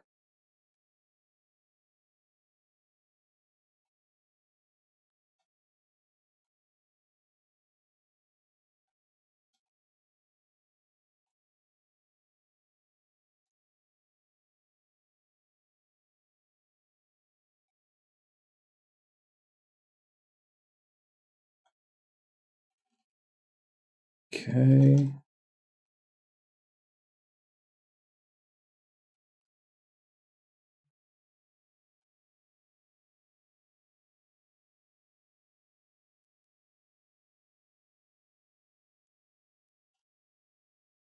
This isn't looking quite what I wanted it to look like. You're so smooth with that eye. Thank you.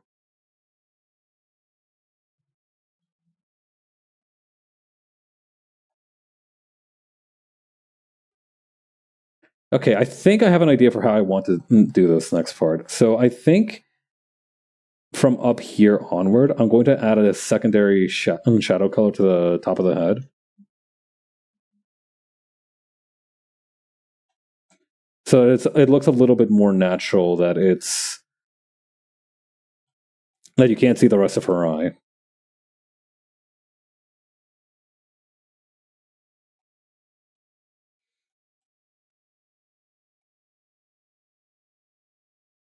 I might actually hang on. Could I like step in there with like just like this? I think I'm allowed. I think I'm going to be able to do that. Hang on.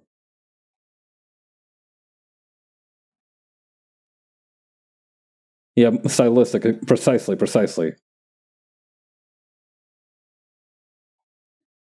The only thing is that if I do that, I might need to rework some of the other stuff's style, but that's fine. A little bit of extra effort never killed anybody.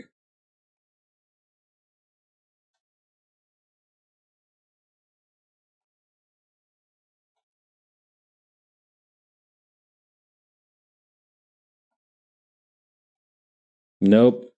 That I'm having a hard time placing where her chin ends.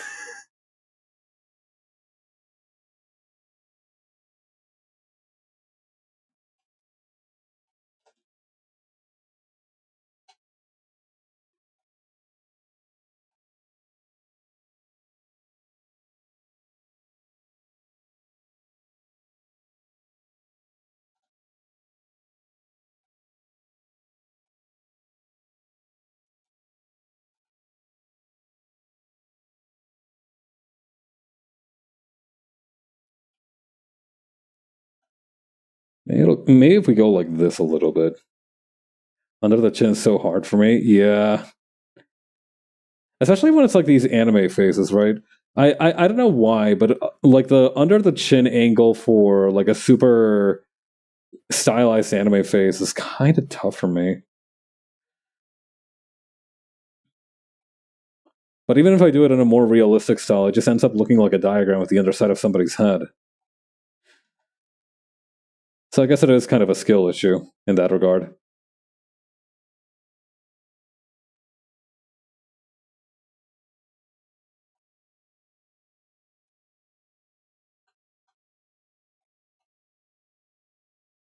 I don't draw all that often anyway, but like half of what I do is semi-abstracted traced portraits.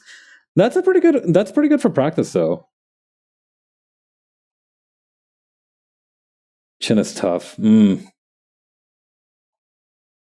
Yeah, that little triangular bastard's got hands, doesn't it?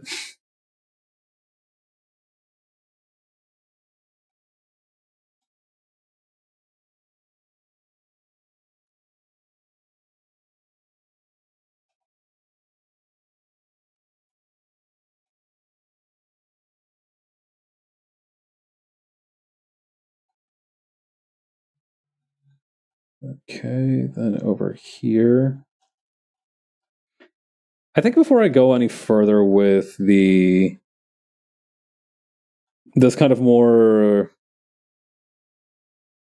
Hellboy-esque shading style, I should at least try to hang on.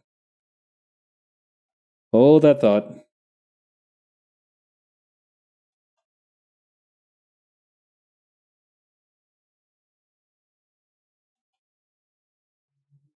Yeah, I don't know about this one actually.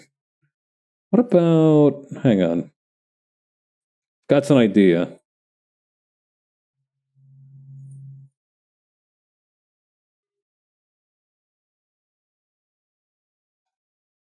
Okay, blue highlight is super interesting actually.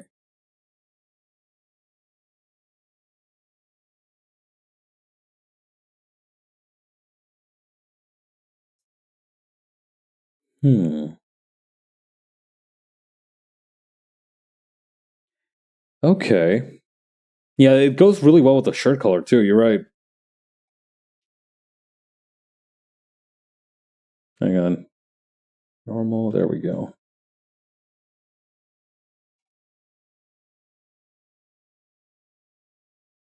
What does this look like for the hair back? Ooh, okay. This one's a toughie.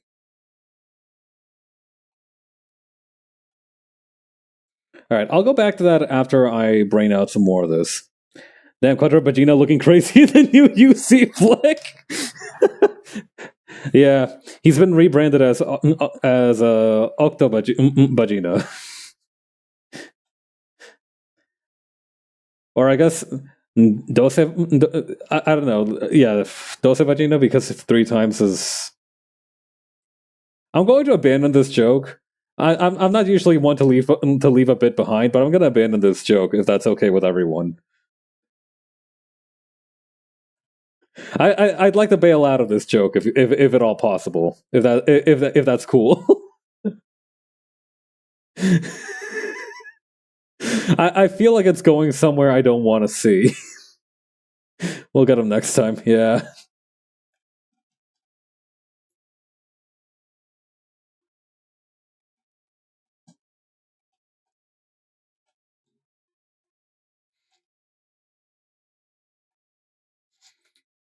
If it sucks, hit the bricks. The thing is that there's such a culture around committing to the bit that sometimes I am like I do worry that my death will be caused by going the warrior's way with one of my bits in Tau.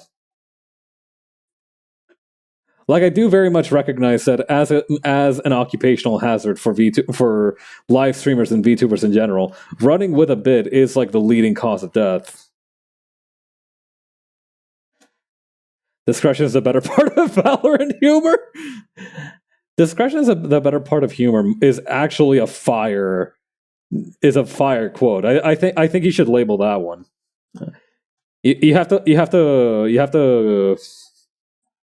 I'm gonna need you to like not bookmark, copyright that one before Hallmark gets there, because you cooked with that quote, if I may say so.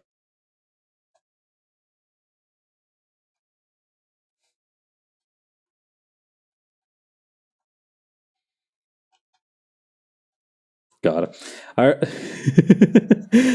Recently, I saw this post that was like, it said that one of the trials of life really is you have to like sometimes when you launch a bid, right?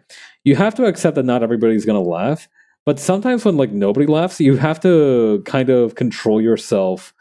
You really have to like lock in and make sure it doesn't look weird that the joke flopped. That's part of the thing as well. You need to be able to let a joke go if it doesn't do well. And that's something that I've been exercising myself recently. I like sometimes you just need to recognize when a bit is underappreciated and when a bit is like not landing for anyone, and you just need to abandon ship.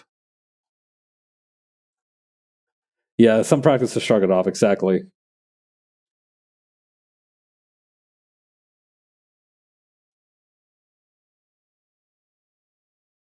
Oh, hey Jupiter, how's it going? To everybody who came in with Jupiter, I'm Pavs, a rising VTuber and artist. Today we're working on some fan art of Dokibird, which is coming along pretty nicely. How is the gaming, Jupiter? Did you have fun? Detectiving went crazy? Nice! I'm glad to hear that you found something interesting.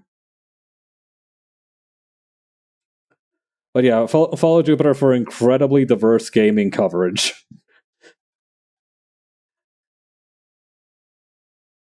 Shan't spoil, but perhaps worth checking out. It was good stuff. Nice. Glad to hear it.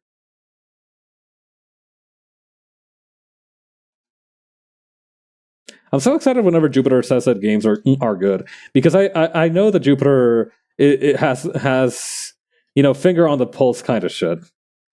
Quite stylish, I can say. Yeah, Jupiter knows 1,000 game demos. I don't fear the streamer that's played 1,000 game that's played. Actually, wait, no, that quote is perfectly reversible for this kind of situation. I don't fear the streamer that's played 1,001 game demo 1,000 times. I fear the streamer that has played 1,000 demos once.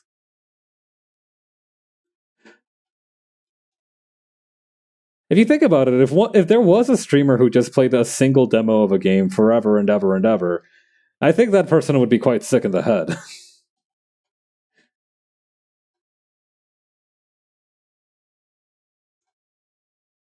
Like, I understand playing only one game forever, but if you're just playing like the demo of that game, I mean, I would understand it as well if the game wasn't out, right? Like, if it was like one of those games where it just never got a proper release, I would also be able to sympathize with that.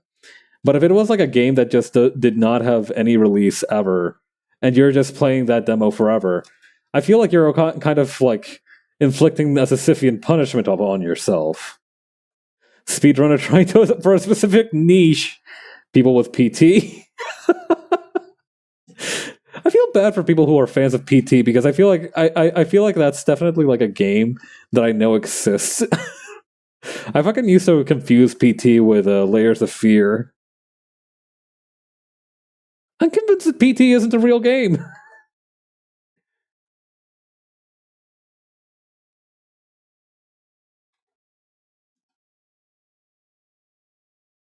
Of course, I think there's also the situation where like the game. Imagine if like the game releases and it's really really bad, and like they're just like, nah, fuck it, I'm staying on the demo. It's not a real game; it's just a demo. Yeah. So I've heard. So I've heard.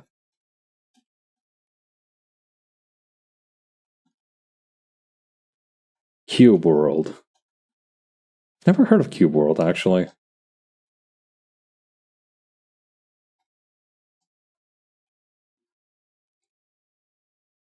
People playing Backbone, perhaps. I like that there's enough examples of this being a phenomenon that you guys are able to name like 3 off the top of your heads. Probably more if you had time and you were able to like phone a friend or something. We should do Bad Game Jeopardy might be an interesting sort of niche to cover as a game show. Backbone is called Tales Noir now. That I feel like that was on a Humble Bundle at one point. Most games are art, and most are bad art. I mean, maybe most are art that. Okay, no, there are some pretty stinker video games, but you know what? Sometimes it is that it's just art that doesn't resonate with you specifically. That's not. It's not a skill issue in the slightest. It's just like sometimes it does not connect. Traveling to an alternate timeline where PT came out, but it's mid, so I kill myself by drinking the tap water full of alternate universe bacteria my body can't handle. What an enriching kind of tableau that you've painted with such few words. Me excitedly pressing the buzzer and yelling the words, "What is Action 52?" And I win $50 billion.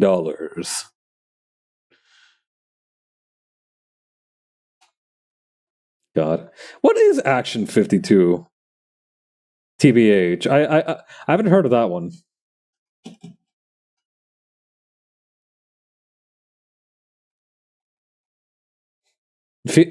Action 52 is unfamiliar to me. Is that at all related to like Area 51?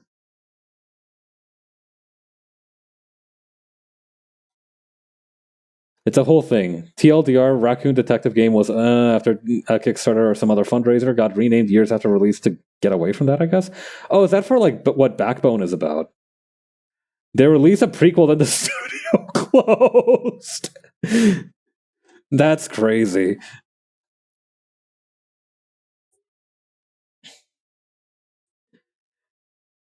Honest, it's hard to like. I don't know. It's harder to like. Listen, game development is a hard job. I'm not going to pretend like it's an easy job, but I feel like it's almost easier to like game development studios that run away with the money after they've had their Kickstarter fulfilled than it is to like game studios that got their Kickstarter money, earnestly started working on their dream video game, and just found out that they were not him. Action 52 is an NES game. Huh. Is that kind of like is it kind of like one of those like multi-game packs? The selling point was having 52 whole games on it, but all of them are really badly made and some are repeats of others. Kind of hilarious.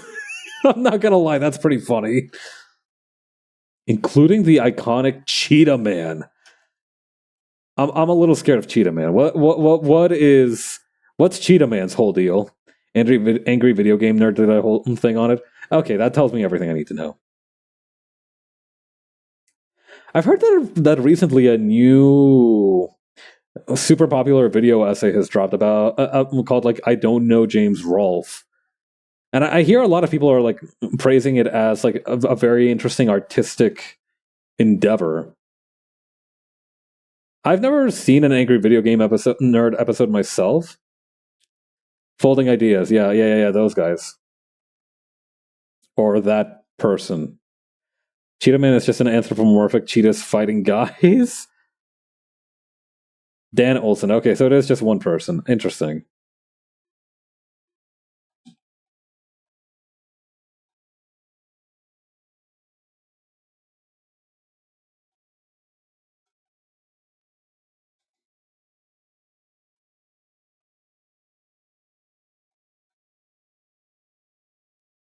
Hmm.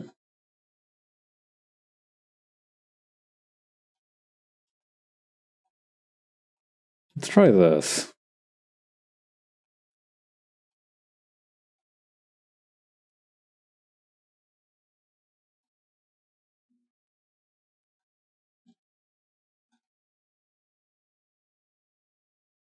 I feel like it's been a while since I sat my ass down and watched a good video essay.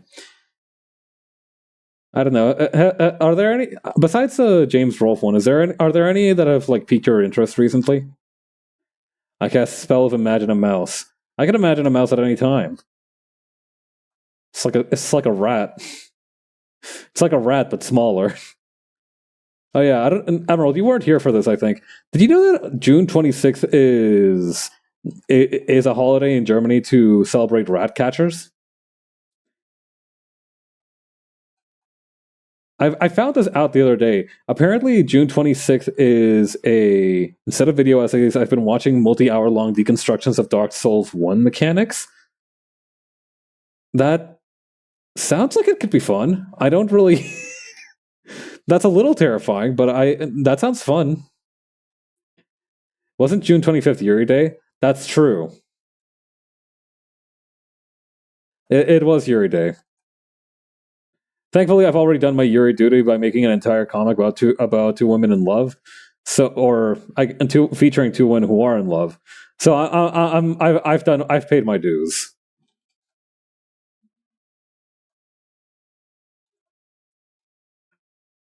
Huh.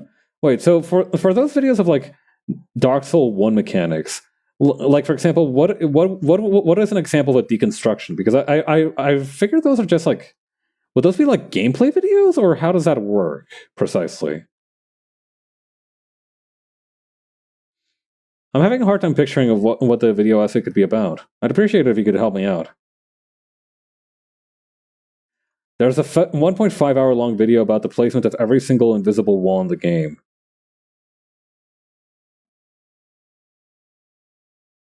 I see. That must have been difficult to put together. I imagine they. Well, I imagine they ran into a lot of. Well, I reckon that. I reckon it must have created a lot of. Another 45 minutes about every fake message left by devs. How long is the Mario 64 Invisible Wall video? I have no idea. I've never seen the Mario 64 Invisible Wall video. I have seen the Mario Kart Invisible Wall video, and I remember that one being pretty long, like an hour or so, maybe two.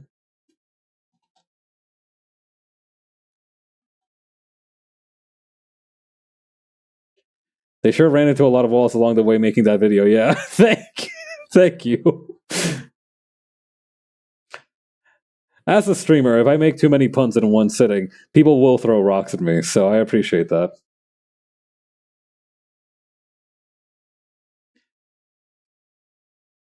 I personally really like puns. I like it when people make puns, and when I make puns, I really like it.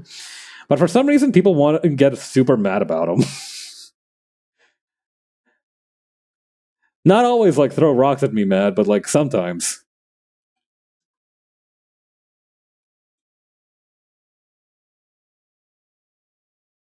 If a pun makes me want to kill myself, then it was a good pun. I think. Fair enough. You know what? That's a good point.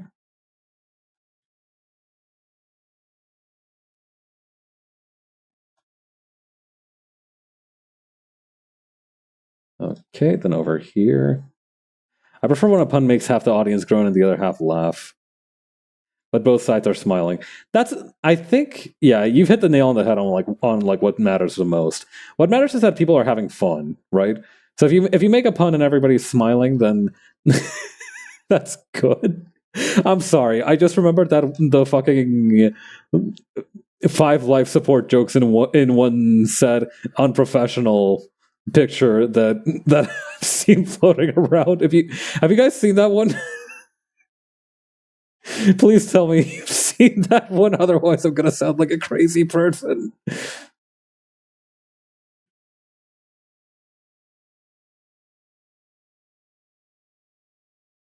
I have not, but you just reminded me of 12 plus 21. I know what that is now. That's 33. You're not gonna catch me off guard twice with that bit.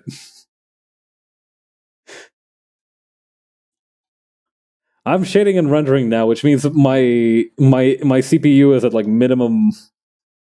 My internal CPU is at like minimum demand right now. I don't do ray tracing, so I don't need an entire separate GPU for this.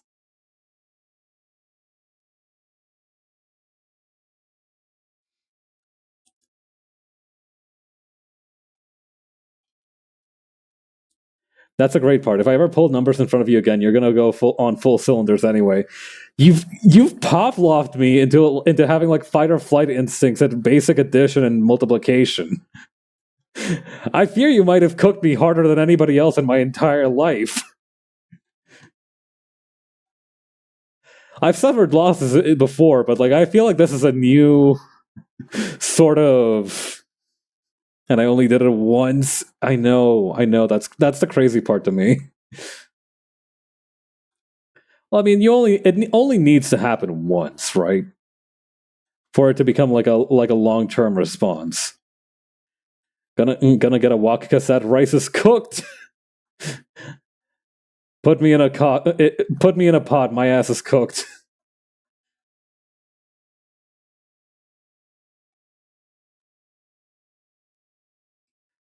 Plate me up with some furikake because I'm steamed.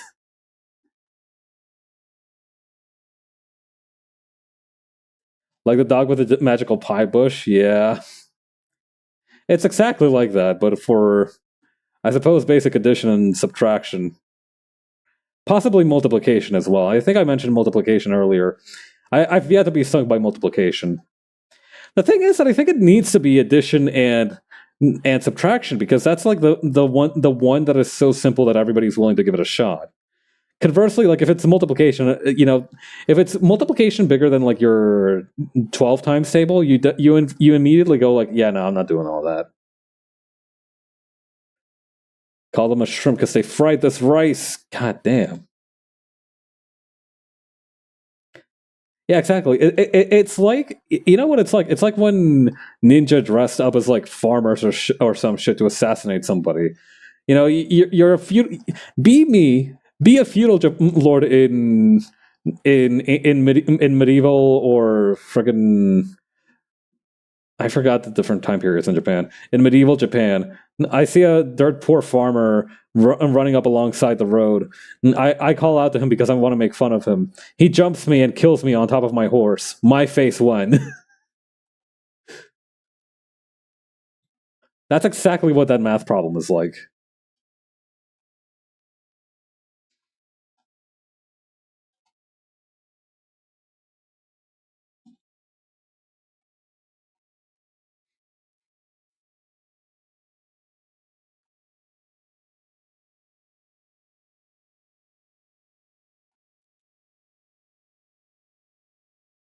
On the opposite side, I have silly multiplication for you. How silly? 11 times 11 is 121. Okay. 111 times 111 is 12,321. Huh. 1,111 times 1,111 is equal to, let's see, 1,200,034,321. Interesting.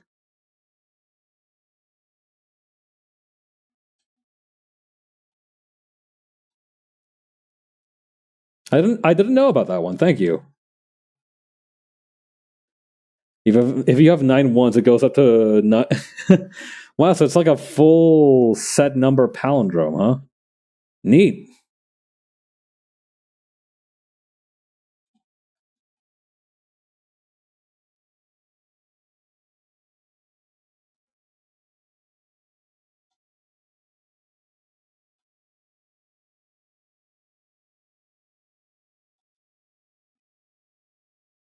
All right, I think for this one, I'm going to need to go back and just over here.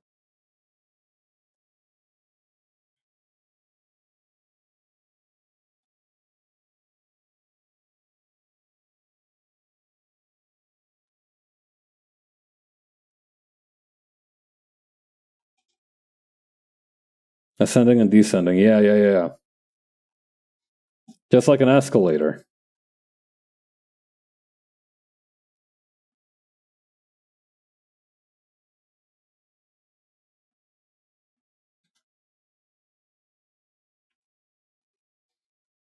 All right, so here's what we do for these lighter bits, is that we're going to add a highlight to this part.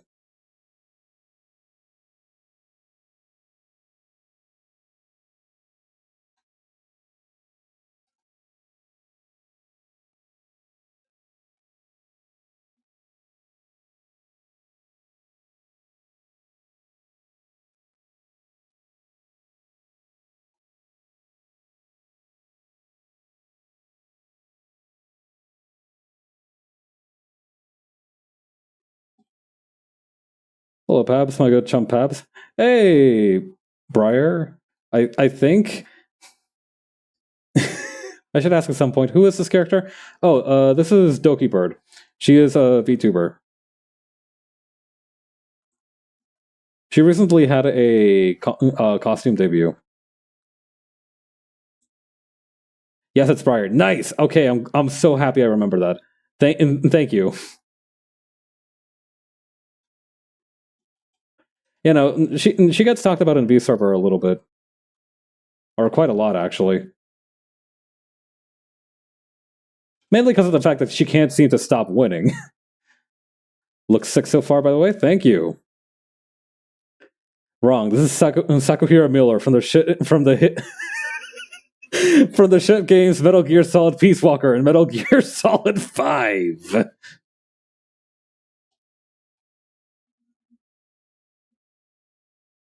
That can't be right. Cass is American.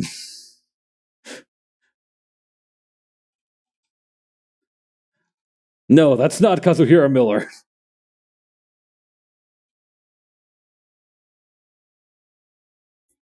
Sakuhira Miller is the model in Gundam that they themed after Kazuhira Miller. Kaz lied about his nationality for fun. The Chips Enough of Metal Gear.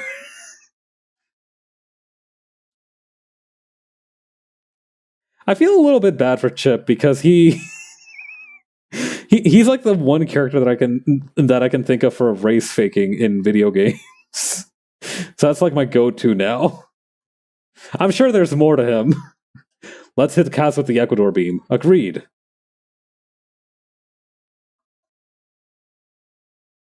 If Kaz was born now, he'd be one of those white guys pretending to be a Japanese woman on Twitter. It's crazy to me that happened way more than once. Like that's what especially fucked me up about the situation with that one leaker guy. That was that apparently burning your old bridges and pretending to be a Japanese woman on Twitter is not just a thing that this guy did, but apparently a tried and true strategy for many other people seeking to create a second life for themselves.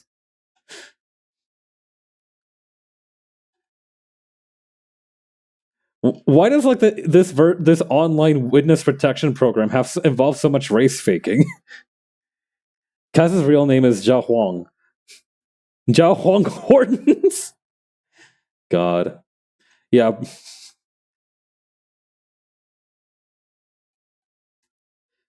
God. You just have Ocelot just like quietly sliding him up some donuts and being like, I forgot what Ocelot sounds like. But yeah, he just like wordlessly slides up some donuts to him, and he gives him like a knowing look, and Kaz knows he's fucking cooked.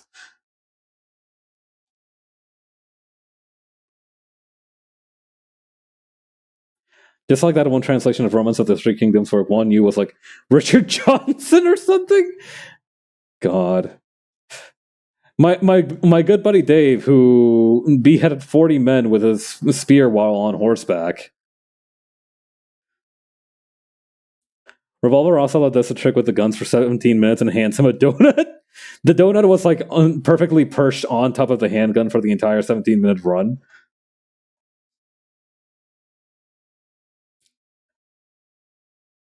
God.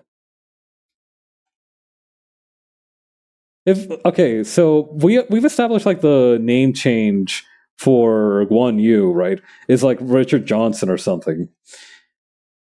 If Lu Bu Fengshan, the craziest motherfucker in the Three Kingdoms, had like an English counterpart name, what would it be? My money is on on like Kyle or something. Like I feel like Kyle is like the most white guy punching through plaster energy kind of name. So I feel like that one might be appropriate, but I don't know. Maybe there's something more. You know, maybe there's something I hadn't considered. I don't know who you're talking about, but Kevin. He does feel like he could be a Kevin, honestly. Trying to find the translation, and I'll report back. Godspeed, Jerry. No, you're spot on. Okay,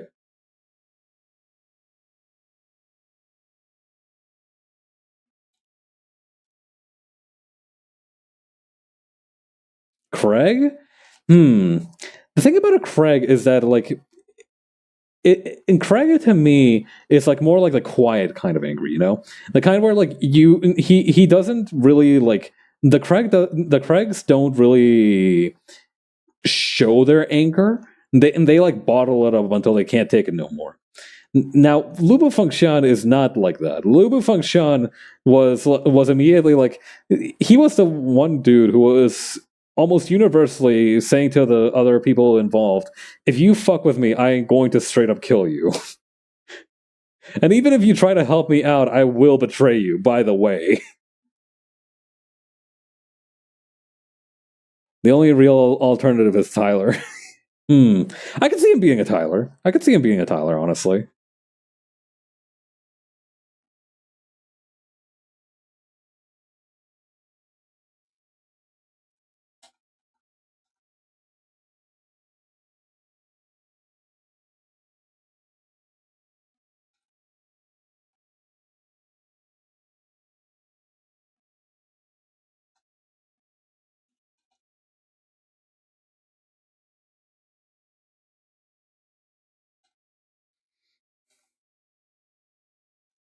Actually, that reminds me. Among the books that I've been meaning to finish reading, one of the ones that I've had on my docket is this one called "The Swindler's Handbook" or something like that. It's this ancient Chinese script that was allegedly to teach like traveling merchants how to avoid getting robbed during their travels. But taken another way, it's also essentially a manual of like super basic grifts you can enact on people, which to me is a fascinating sort of thing. It's kind of like the lockpicking lawyer, but like instead of basic locks and how to bypass them, it's like yeah, no. Here's how to run a crypto rug pull in like the era of the warlords.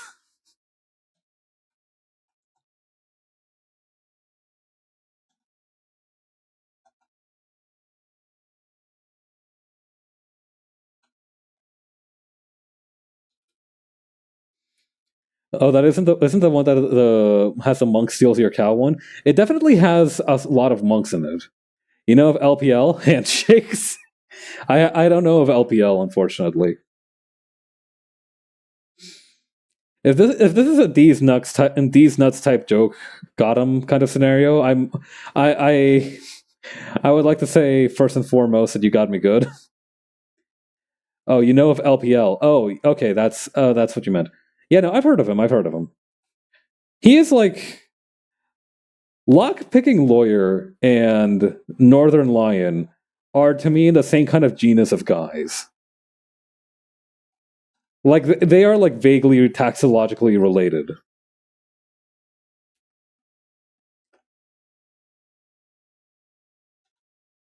But yeah, no, I've heard of lock picking lawyer. It is soothing and it's also very informative because I feel like a lot of people, don't know a whole lot about the things that they place their trust and security into. So having somebody that can tell you what's what with that is very handy.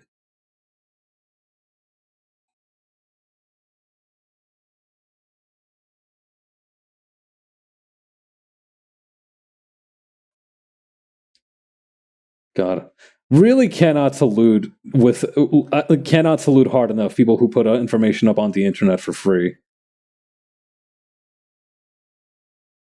My understanding of security is if someone specifically after in your stuff, you're cooked.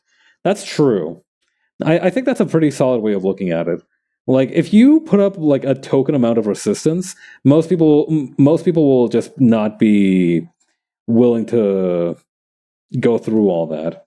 But if somebody is like determined to get after your stuff, then you need to like really start considering a lot of different stuff that you might not have necessarily control of.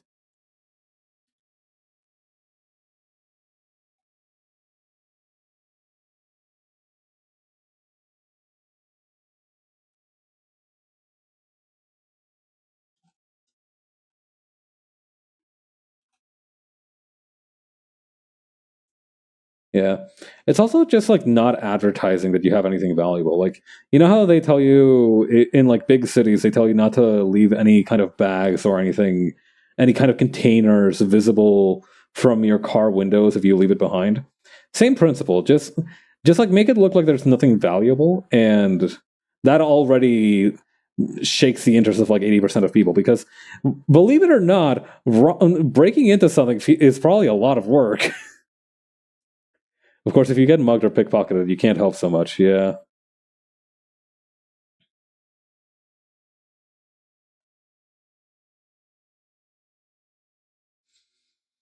There's really no way to be perfectly safe from anything, but, you know, it is what it is.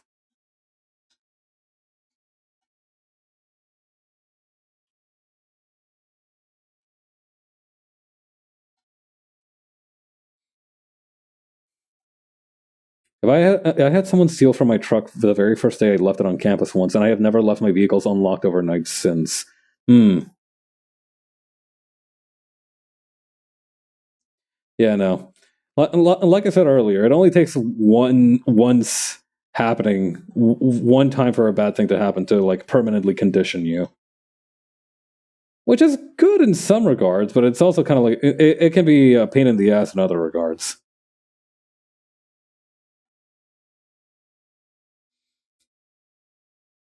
Like for example, if you have like a bad experience with a doctor once, or like a bad experience with a vaccination once, and it just like makes you permanently scared of vaccines, right? Or like needles or needle work. That's really inconvenient. Fool me once and all that. Yeah, that as well.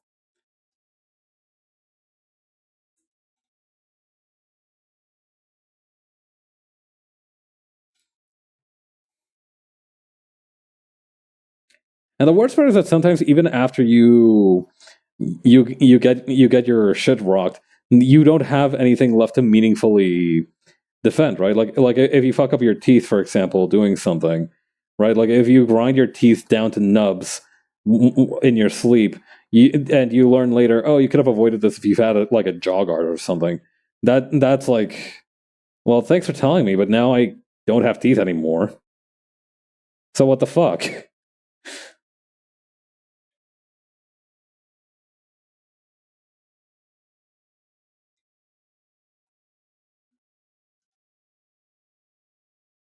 Shading is such nonsense. You draw a bunch of little lines and a bunch more little lines and then a bunch more little lines, and now it looks so much more interesting. Uh huh. Pretty awesome, ain't it?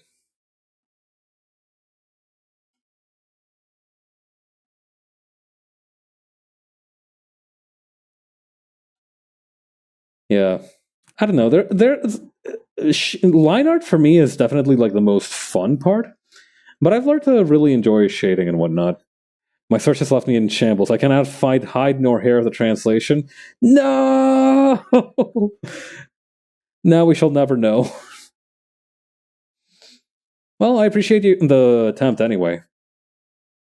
Good work out there. We'll get them next time. I just let the watercolor software kind of cover for me recently. I'm not so great at color blending. I'm not giving up, don't worry.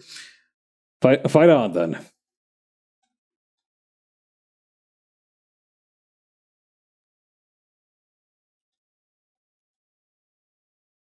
Huh, interesting.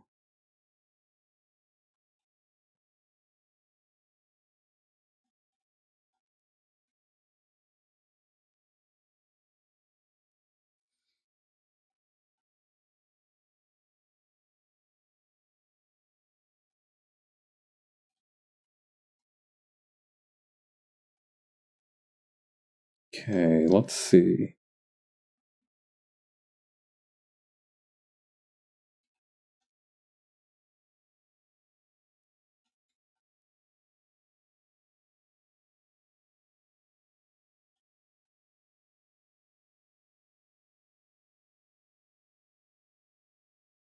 There we go.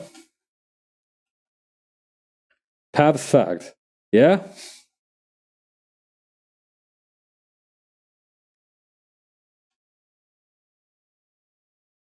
Pab's fact. This bag of rice has 400 damage per second. It's not a whole lot of damage, but I'm doing my best.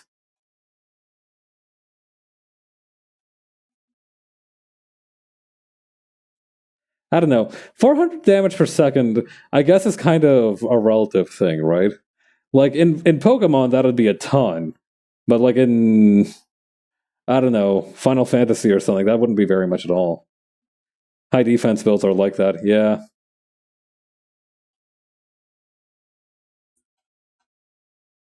Wait, I don't really have a high defense either. I guess I'm more of a dodge tank, aren't I? My HP is kind of low.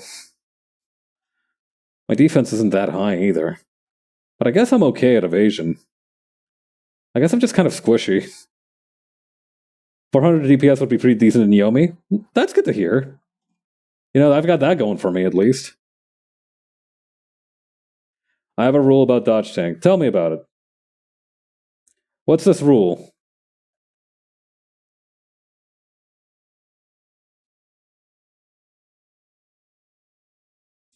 I didn't even know a dodge tank archetype really existed until I learned a little bit more about like uh Xenoblade. Yeah, one of the characters in that game, Dunban, is a dodge tank, and that's how I learned about the archetype. I never played that game, but I did learn about Dunban's existence, and by extension, the existence of dodge tanks with him. Kind of brought on by watching my friend play Fire Emblem. If you're a dodge tank and you die in one hit, you are not a dodge tank. Damn. So what am I then?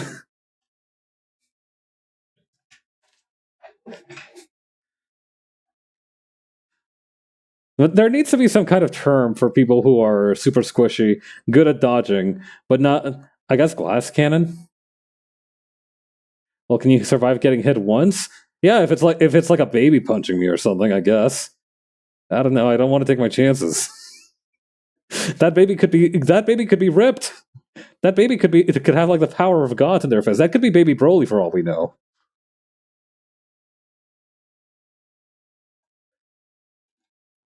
Listen, the chances of you fighting the real world Broly baby are low. but they're never zero. You might just be a glass cannon, yeah. Or you might be a support class. That seems more likely.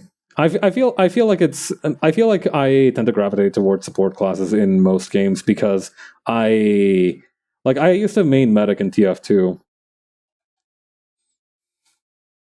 Somehow having the responsibility of having everybody's life in my hands was much easier to handle than the responsibility of having to actually hit the person I'm shooting at. I did not say glass cannon, notably. Damn. 1,000,000 deaths and respawns mochi attack. That is true. I am very tenacious and I have respawn abilities, so that's, I've got that going for me. It's because you don't have to aim as a medic? Yeah, that's basically true. Which explains why my second favorite class is Pyro. Boy.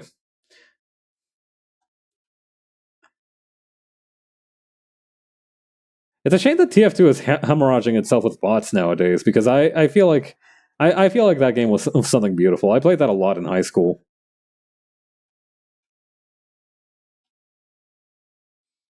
Weirdly enough, you'd think I'd enjoy Demo Man as well because you don't. I mean, I don't know. You kind of have to aim as Demo Man, not really. Bots are, as far as I know, currently fixed. Like as of a few days ago, that can't be right. Yo, big if true though. I do hope they're fixed. That'd be nice if they're fixed. I'd certainly appreciate if there wasn't any more bot problems in TF2.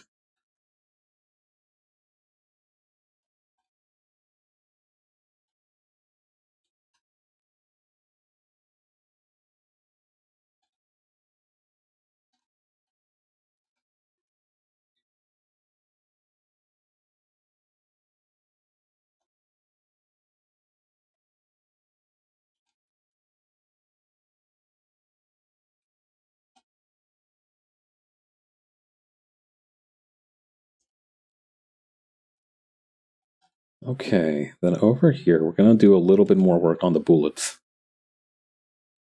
Let me rephrase. The video saying 90% of bots are banned is 13 hours old? What the fuck? There was a 16,000 ban wave the other day? Huh. They say the saying goes, "Speak of the devil, and he shall appear." It's kind of strange for it to the devil to have previously appeared. You speak of him, and then somebody is like, "Hey, I saw that guy recently. That guy appeared here just the other day."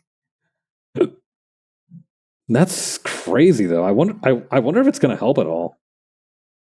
16,000 seems like a lot.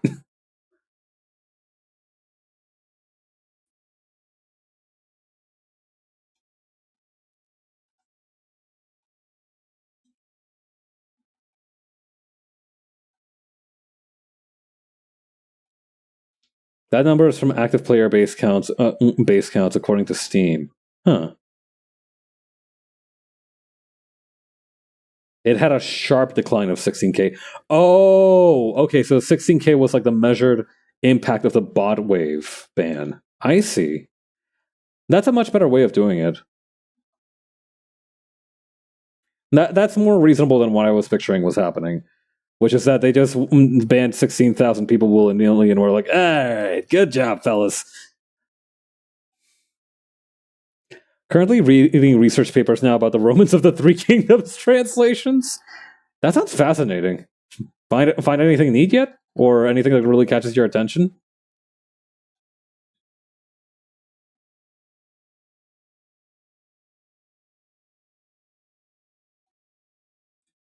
I feel like translations of ancient Chinese texts had the most of the stuff fucked with, just because of the way that British people were allergic to any culture that wasn't their own.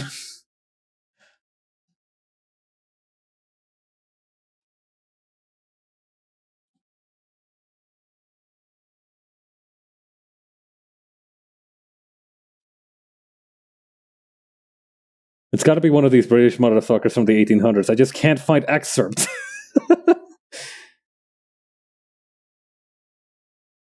Your fight will be long and difficult. I pray for your safety in your journey.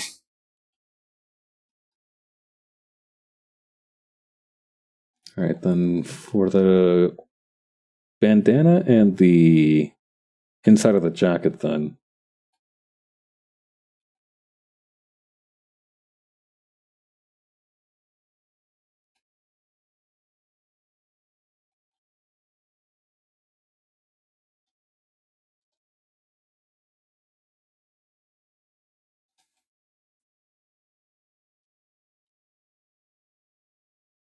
Let's see.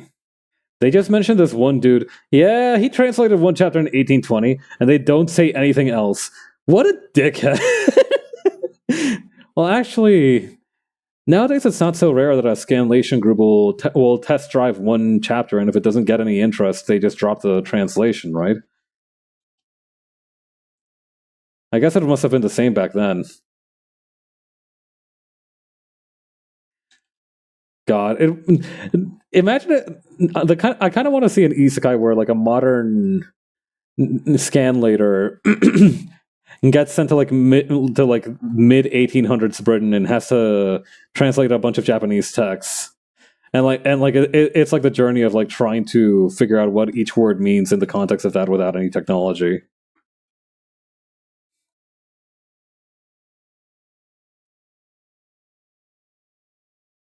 I don't know. I feel like that would be a hard sell, not because it'd be difficult to write, but because I feel like there's very strong opinions on like what on scanlators in terms of like their professional, shall we say, relation to the printing industry. So I'm one of those motherfuckers that can speak double-digit languages back in time. Double-digit languages. Oh, you mean like they can speak more than 9 languages? I see.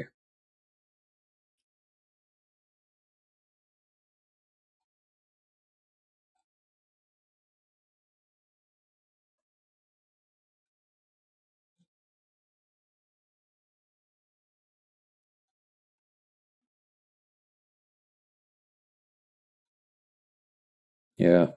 Wasn't there a word for somebody who's like really good at speaking languages, like polyglot or omniglot? I think it was something like that.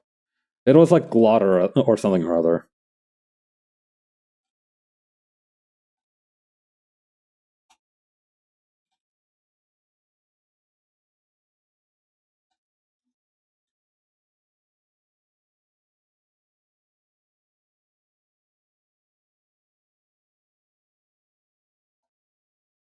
Which is weird because I think glot is something to do with your windpipe, right? Does that mean that like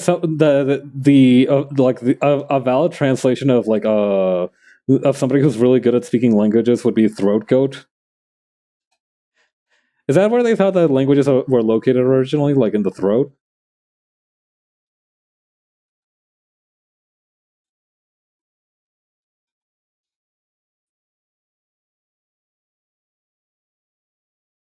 I think nowadays people associate languages with the tongue, so it's a little bit more difficult to pull off that innuendo. But I feel like we could reach it.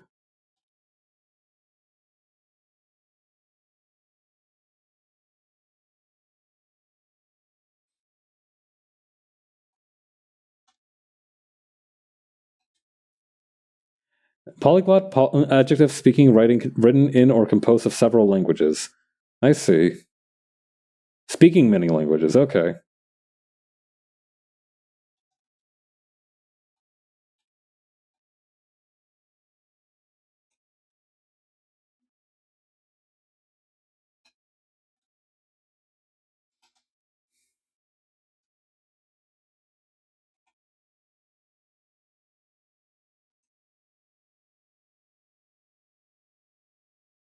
Okay. Then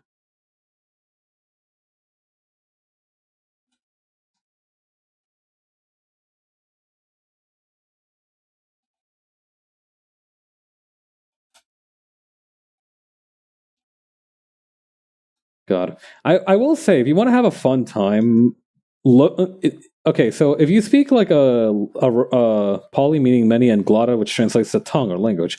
Okay, so it's always been tongue then, huh?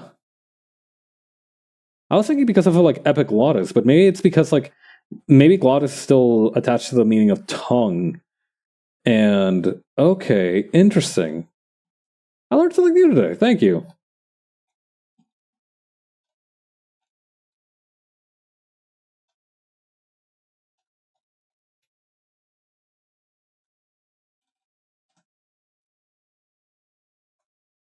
Okay, and then over here.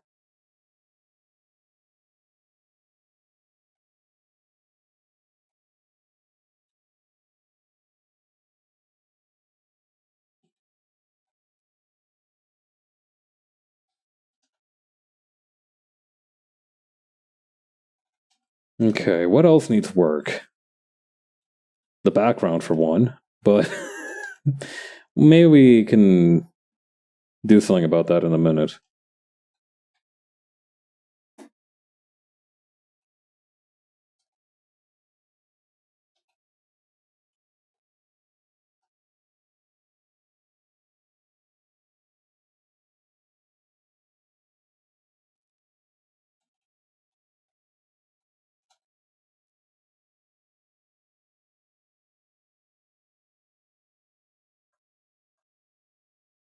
Okay, then over here.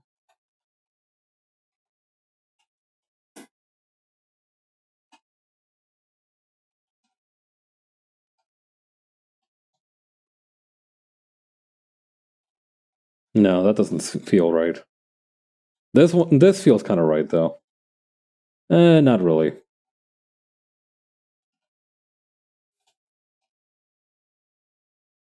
Let's see. How low can we go with the values on this one?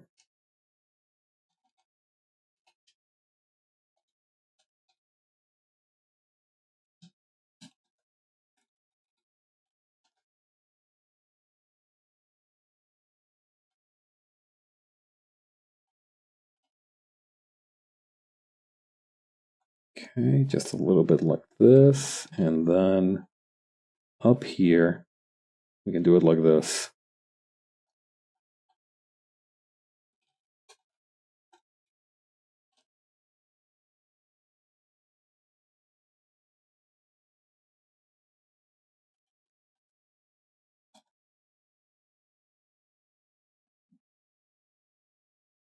It might be easier to just select this part and then do some cross hatching on it.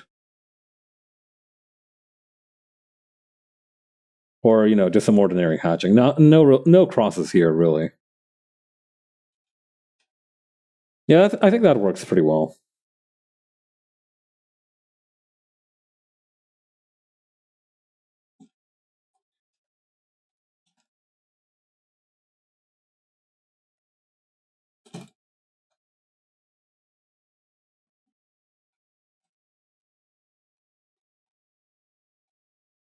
Okay, then over here.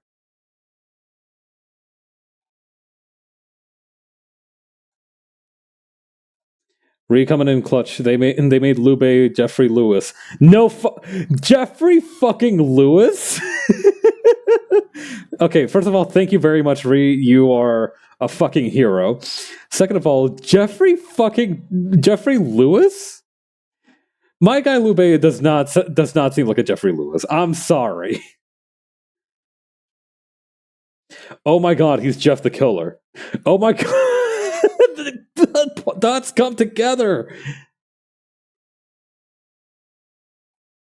Oh wait, Liu Bei. Okay, no, not Lu Bu.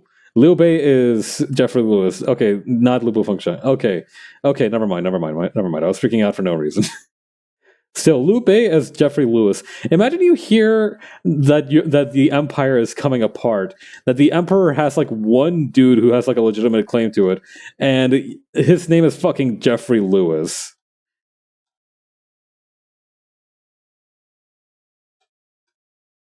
Like, brother, you should be opening up like a cobbler's or some shit. You're not like Emperor material. So Jeffrey Lewis and Madsen Albright separated, and the three brothers with their troops made their way of Guangzhou Shuburi. You're killing me. They also translated some places in China, but not others. But I'm going to fucking kill the. I'm going to do something drastic. I don't know what it's going to be just yet, but it's going to be fucking catastrophic. I cannot believe this shit. That's so. Oh my god, this is straight up like Keikaku means. They're in this shit doing like Keikaku means plan like 400 years before the invention of Death Note. I feel like I feel like I almost have a begrudging respect for this. Like, what kind of maniac lives like this?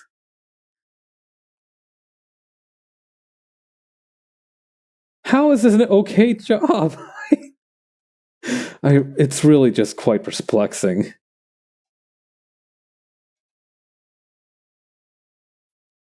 I think we should go throw rocks at the British.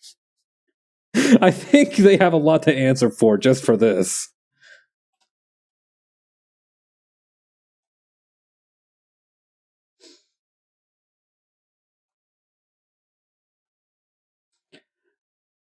I think we should feed Charles like a really big plate of ham, like just an irresponsible amount of ham, and just start reading him the British translated copy of the Three Kingdoms, so that he has huge nightmares about everything.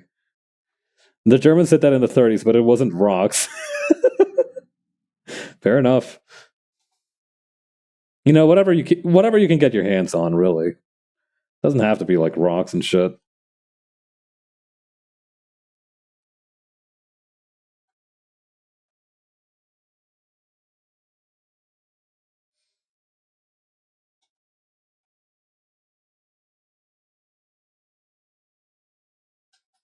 Okay.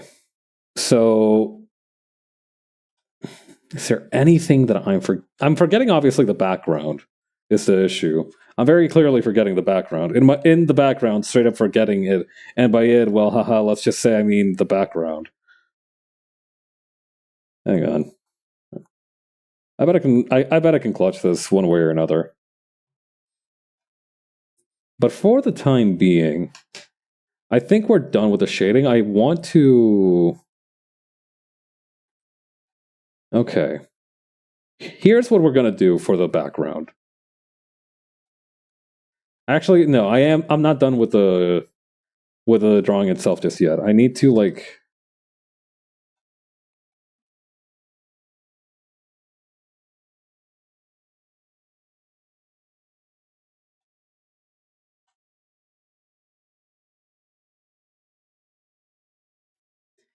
Yeah, that's the good stuff.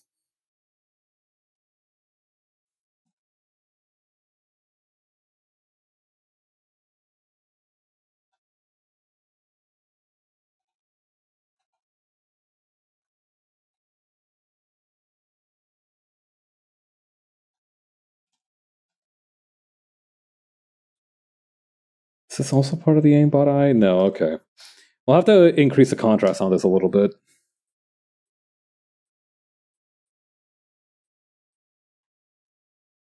Blast. Of the optic variety? Alright, so let's bump up the contrast just a tiny bit. And now.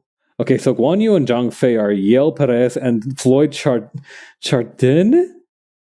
Looks like it's sending a blast. Yeah, nice. What's this? Hang on.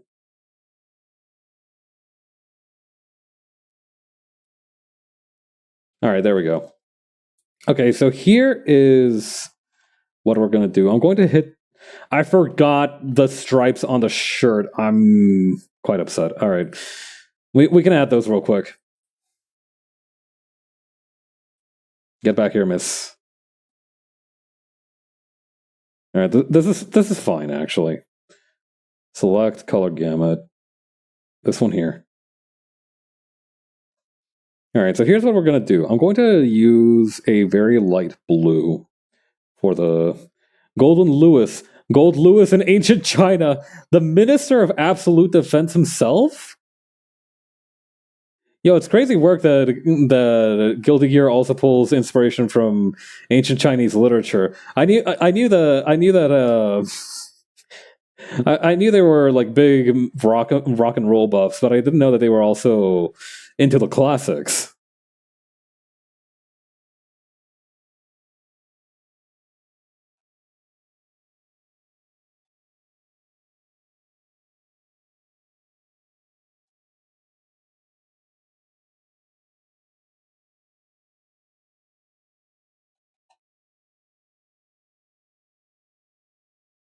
Okay, then add this one over here, add this one over here, add this one here, this one here.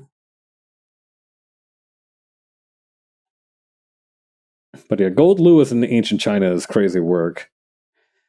Imagine you're at the war council with your buddies, and there's just a dude eating on weirdly shaped Georgiamo off to the side. He's carrying a huge coffin for some reason. That's fine. You've seen some dude use some weird martial arts before.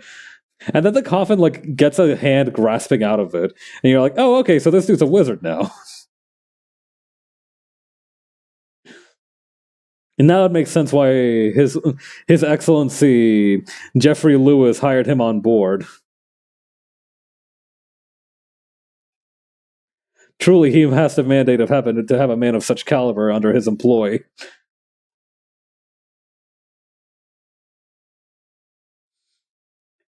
Average day occurrences for sure. I don't know if I had seen some of the shit that Zhuge Liang had done on day to day, I would not be surprised at all by a dude who just used a coffin as a weapon, and then the coffin also had a guy in it. That would almost be like refreshingly straightforward compared to some of these maniacs. You know, it'd be like, oh, okay, so you don't have any special tactical battle formations or anything? You don't have any fucking any peerage into like the fortune tellers who are able to prophesy the victory and loss of each kingdom? No, you're just a normal dude who's really strong? All right, fucking welcome on board. You're fine, I guess. XY mapping is fun, isn't it? I mean, yeah. I don't know. I've always been good at this kind of thing.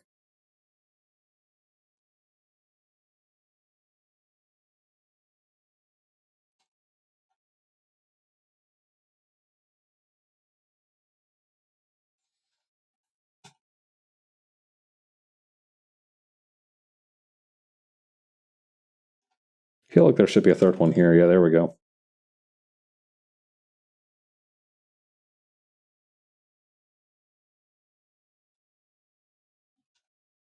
The two predecessors of Emperor Sprague, Emperors Henson and Bonner. I feel like I'm reading a BBC script. I feel like I'm fucking reading some dude. Like, I feel like this is what the dude who. I feel like this is what the Mormon reading the Mormon Bible must feel like. Chief Eunuch Harding Saito. Saito isn't even a Chinese name.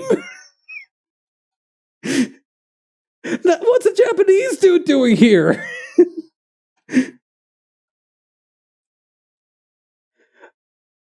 What? Huh? What the fuck? Well, I don't know. Maybe Saito is a Chinese surname, and I have my facts wrong. But like, isn't Saito like a Japanese surname normally? Bro, what are you doing all the way out here? Fucking the sixth demon emperor of hell needs you, brother. Like, you are serving the wrong lord right now. What the fuck is your confused ass doing all the way over here?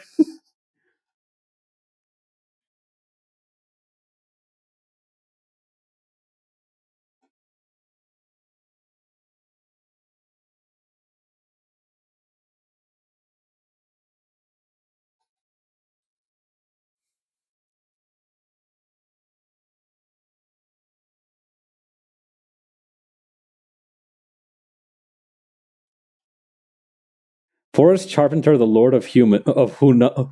Wait, okay, maybe I think they mean the Lord of Hunan. I think maybe that's what's up, but like that's. I think they might have misprinted Hunan as Human, because Hunan is a real place.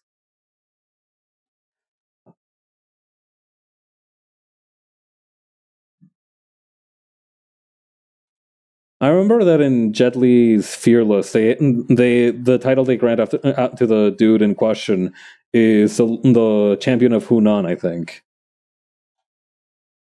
No, wait, this track's the two prior lords of heaven and earth. Oh, okay. So never mind. It wasn't a typo. It is just straight up some chuny shit. All right, I can respect that.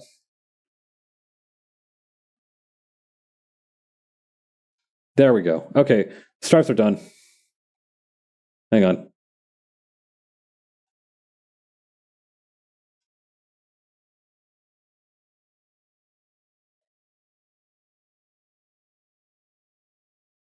Okay, now stripes are done.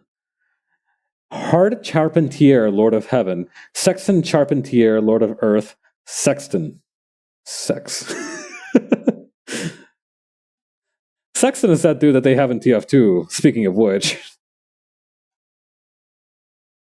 Explains a lot about why he's able to do all that shit if he was around during the Three Kingdoms era.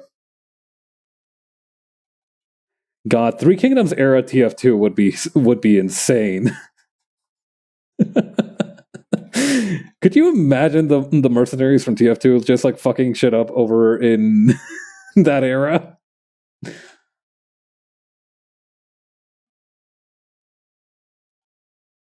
That's Saxton. Ah, my mistake. My mistake. But close enough, honestly. There are three brothers. Oh my god, that's enough for like a third dude.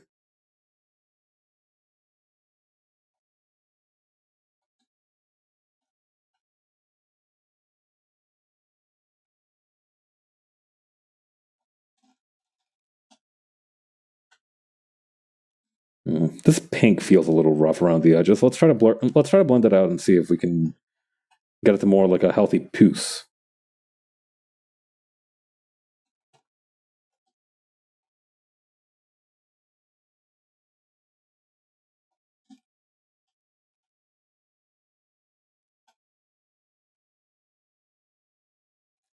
Ever since I found out that puce literally meant like flea colored, I've been walking on air. I'm bookmarking this page so I never lose it again. Good call. Is there a way that we can run it through the Wayback Machine to make sure it's never lost ever? Like, can we send this puppy to the Internet Archive?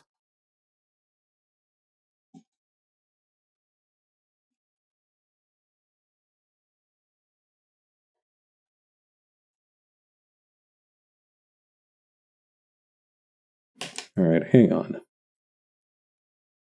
Select color gamut, this one here. Increase by 1 pixel. And also select the color gamut here. Now that's a great idea. Let me get on that. Okay, cool. So it is possible to do it. Thank you for indulging me.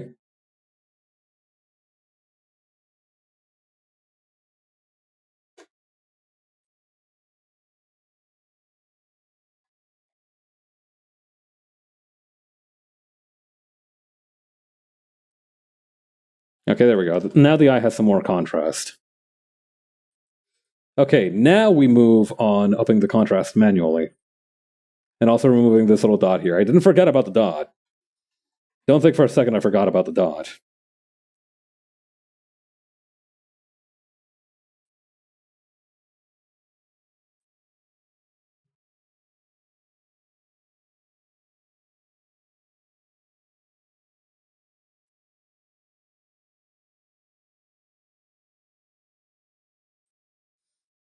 Okay.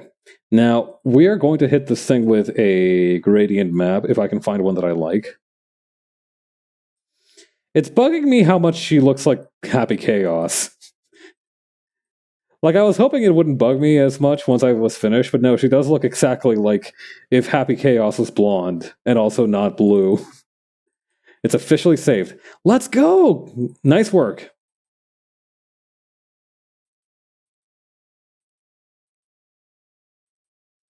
We're doing our part for media preservation.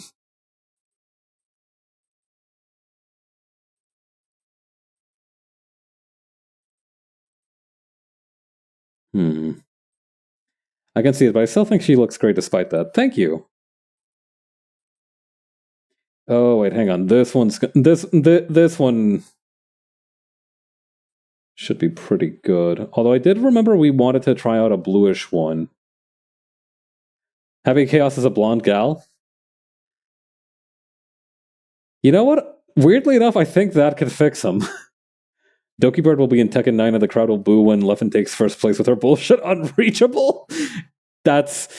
I think you've just described my perfect nightmare scenario.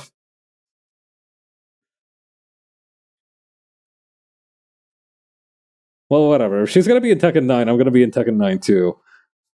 I can reach that. I can reach that distance. I can make it. I think I've got what it takes to be as a joke guest character. Listen, all I need to do is to convince Harada to put me into Tekken 9 is to show him that I can do like mocap shit. And hang on, I completely lost my train of thought. My bad. I'm gonna look at some more colorful Dokis in the meantime. Tekken 9 needs to add a Soul Calibur as character creator so I can make ultra buff Paps, Jack Paps. I think we can probably do that. I mean, I don't know. Actually, I don't know to what extent you can customize characters. I've seen some crazy shit from the Tekken 8 character customization. So I don't know if it's going to be... Okay, I kind of like this one, actually.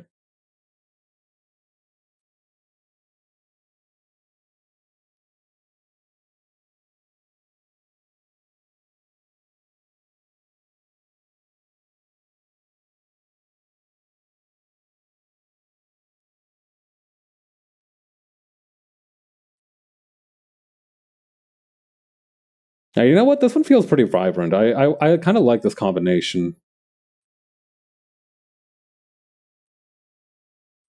All right, so here's what we're going to do for the background. I'm going to... Wait, no, I did have an idea for the background. I remember now. Killer 7. Thank God I have basic memory recall. Otherwise, I'd be cooked. All right. Okay, I think I can. I think I can figure this out. All right. So here's what we're going to need. First, we're going to need a full white background. Then what we're going to need to do is we're going to need to select that white background, shrink it down by, I want to say, 40 pixels. Some more, a little bit more than that. Then what we're going to do with that shrunken back... Actually, no, about this should be fine. Now what we're going to do with that shrunken background is we're basically going to recreate this part here from Killer 7. Okay, so that's going to be like... Actually, these two colors should be fine. Foreground to background.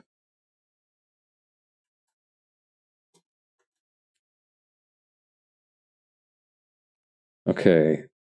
Then on top of that, I should put these in a folder, actually.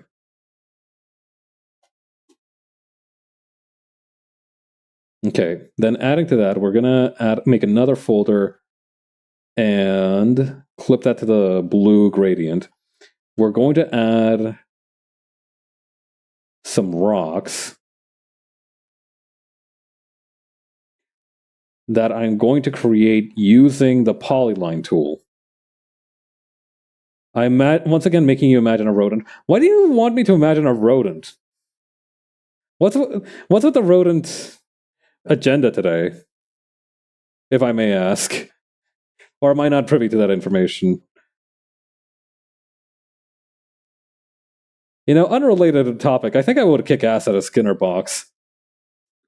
I think I would do pretty well in a Skinner box kind of scenario. Tangentially related, but not really. Not really. Saw a cute video of a rat cuddling a teddy bear recently. Aww, that is pretty cute.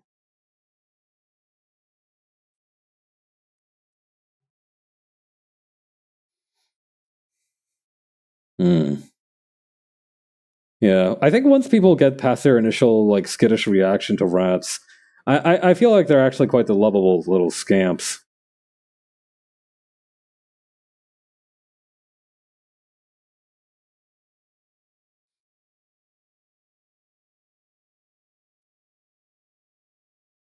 Whoops.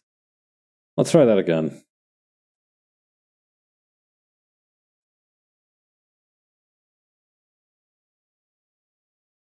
There we go.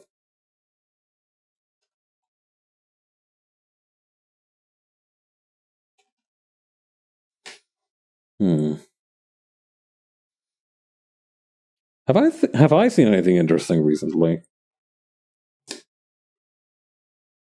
Oh, if you're trying to send that through chat, that's gonna ta-da rocks. Oh, yeah, no. So after this, we're gonna need to add some shading to differentiate them a little bit. But yeah, we should be able to wrap this up in less than half an hour, which is ideal because I have to go to bed soon. I, I still have work tomorrow, so I would rather not overindulge myself tonight.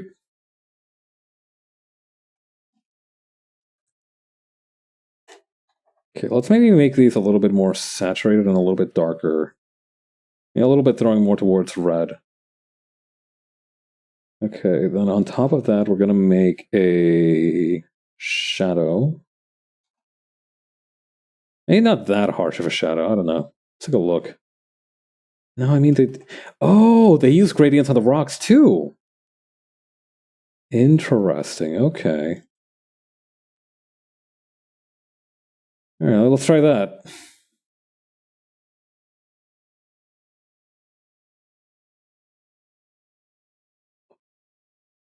Gradient, foreground to transparent.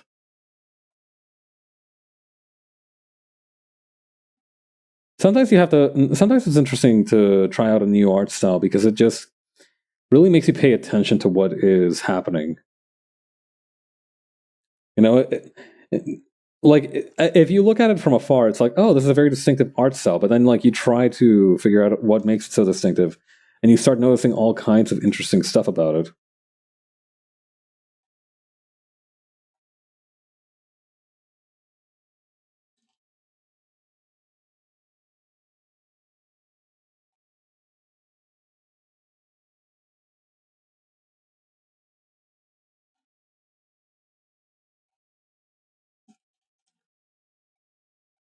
These also need to be a lot thinner. Learning about art is so funky. True.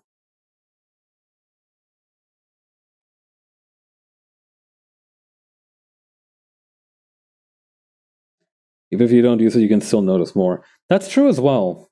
Even if you don't really make art, there's really no harm to learning more about it because it just teaches you a lot more about how to perceive the world. I still think that it's super. I think one of the most important formative experiences I've ever had was actually reading Scott McCloud's Understanding Comics, which explores a lot of the ideas of like abstraction and what that means and like the meaning of the language of shapes and iconography. And I think that's a very valuable lesson for anyone to learn, not just if you're planning to go into art.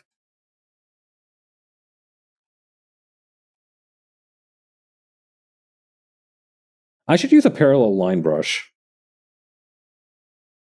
or a parallel line ruler. But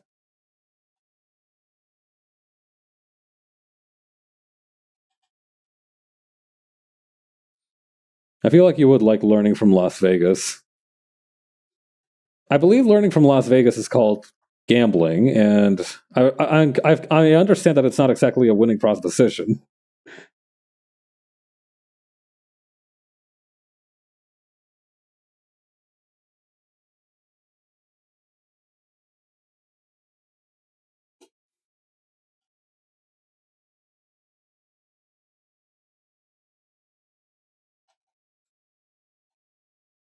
Okay, and then yeah, just kind of like bisect this one around here, and then like that.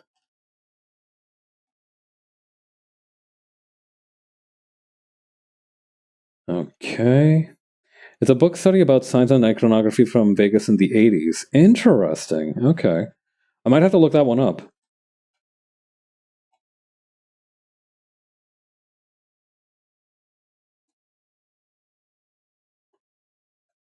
And how Las Vegas is about the signs and put almost no actual effort into their buildings. That's kind of funny. I'll send it your way. Thanks.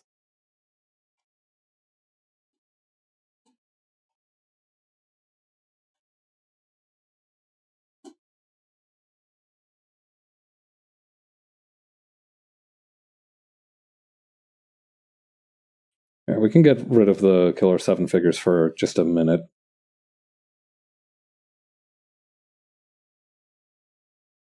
Not as stuff. Not it's not as true nowadays. The buildings actually have stuff now, but it was a very interesting read from an architectural perspective. Yeah, I think that's an interesting point to make as well.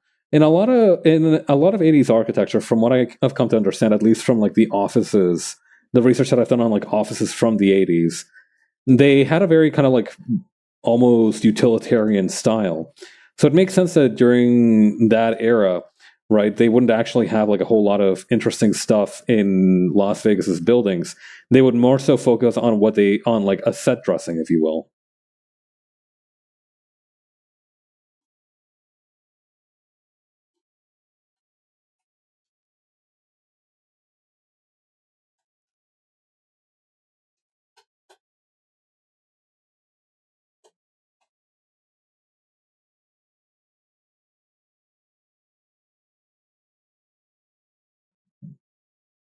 Okay, so what I might do here is I might grab this layer here, and then what I might do is fill it white,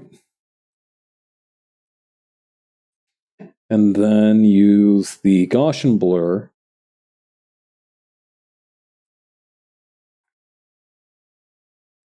Yeah, just like really tune those out, and then make that super subtle. Yeah, that should be fairly subtle, I think.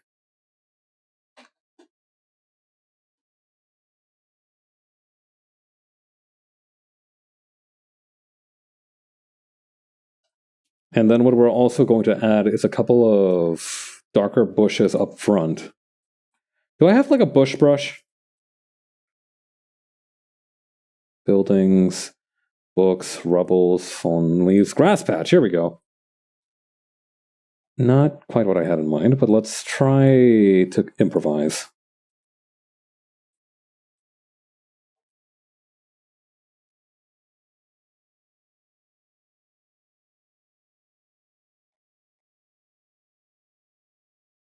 No, that's not quite right. Maybe leaves? Leaves is good.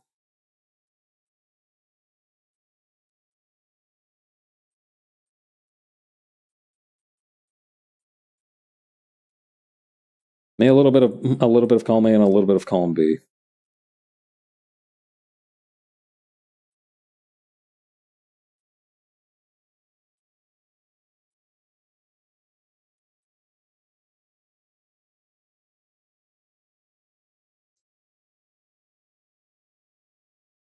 Does this make sense with like the Doki there? I mean, yeah, kinda. Let's try something else. One quote from it. The little low building, gray brown like the desert, separate and recede from the street that is now the highway. Their false fronts disengaged and turned perpendicular to the highway as big, high signs. If you take the signs away, there is no place. The desert town is intensified communication along the highway. Huh.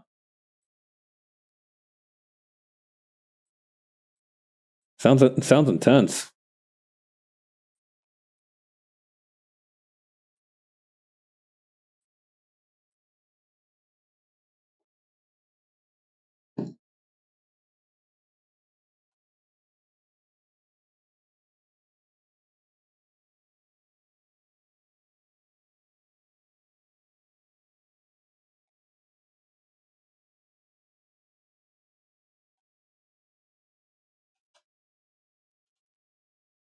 Hmm. Okay, so for the shrubbery, I feel like there has to be a brush for the kind of. What if I make really small trees? Do you think I could fool people with really small trees?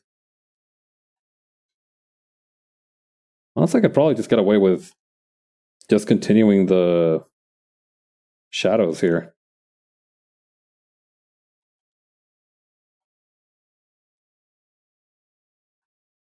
You must bring us a shrubbery. Desert shrubs? Yeah. There's shrubs in the desert, I'm pretty sure. Somewhere.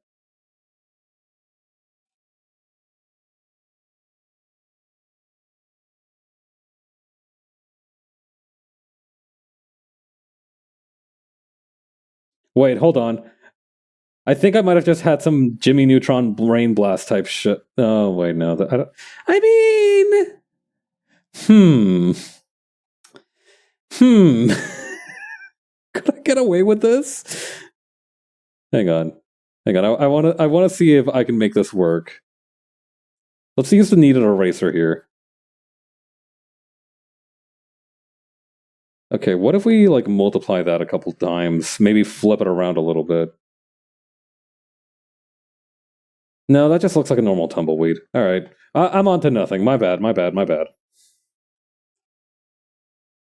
But maybe then I should move not the shrubbery but Doki instead. No. Also, some of the decisions I made here are bugging me. Like I should not have added these cracks.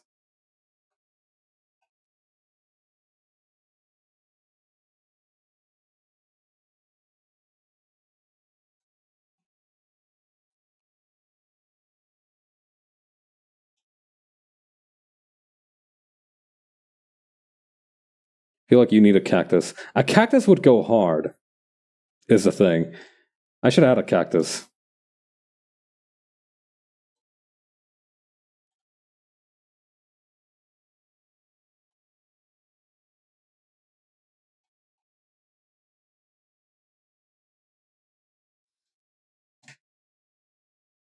Hold on, I have a funny idea for how to do this.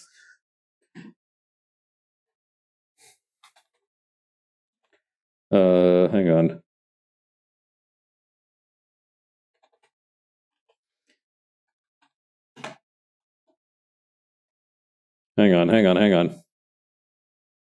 All right.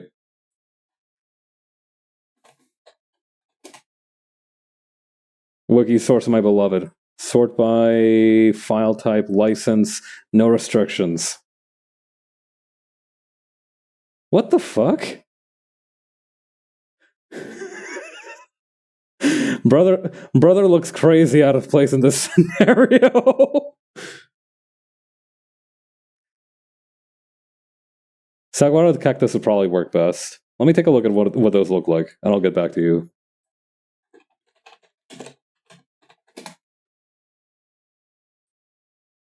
Saguaro. Ah, ahora entiendo. All right, hang on. Free to modify, share, and use commercially. Yeah, this will do. Hell, it's even got the same kind of sky background. Check this out.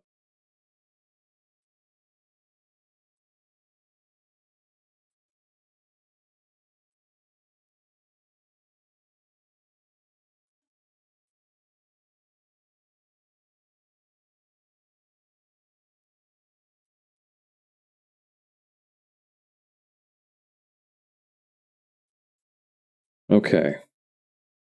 For the time being, let's just get the shape of it down. Yeah, I was gonna say same gradient as the sky. Feels appropriate, huh?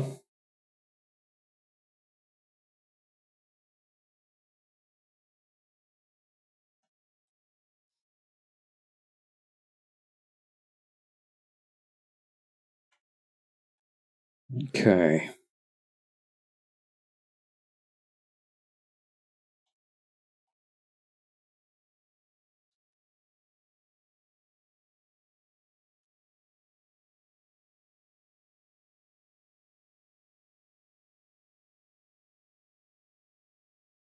Okay, bring that down over here.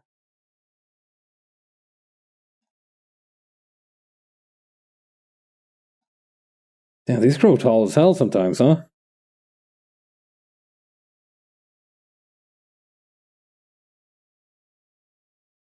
They remind me a little bit of like ants to some extent.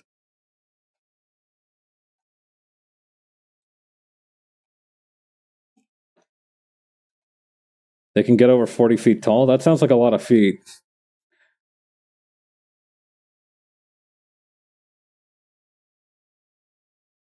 I'm not too now. I'm just a simple country boy who's not too familiar with freedom units, but that sounds pretty fucking tall. It's like 13 meters. Christ.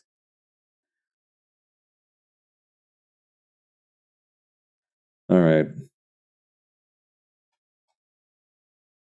We might have to choose a different color for it because right now it looks like some kind of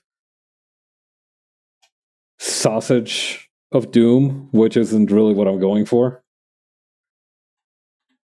Also, I might make it bigger.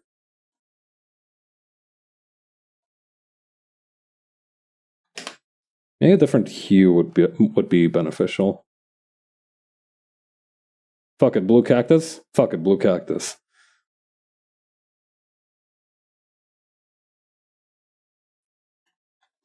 I don't know, maybe there's other options.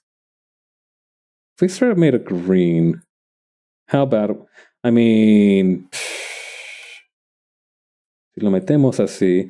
The saguaro is a columnar cactus that grows notable branches, usually referred to as arms. Over 50 arms may grow on one plant, with one specimen having 78 arms. Saguaros now grow from 3 to 16 meters tall and up to 75 centimeters in diameter. They are slow growing, but routinely live 150 to 200 years? Damn, this plant is old as balls.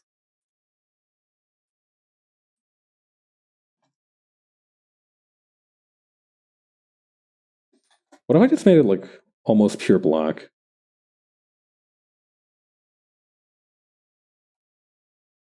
Interesting. Okay.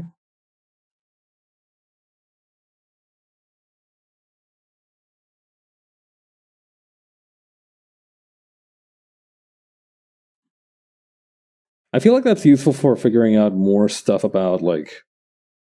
Hang on.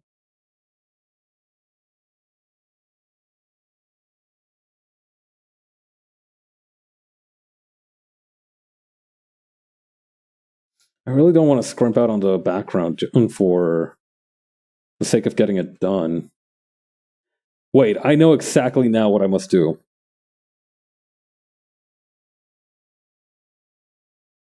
Deserts are awesome, biased as hell. I mean, that's true, though. You've literally said a true thing. It's a thing.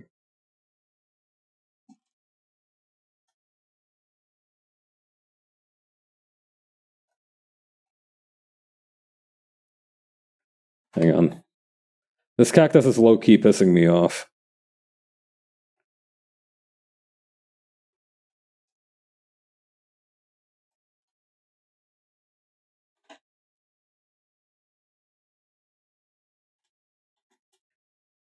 Okay, then over here. Maybe we can make it more squat or something.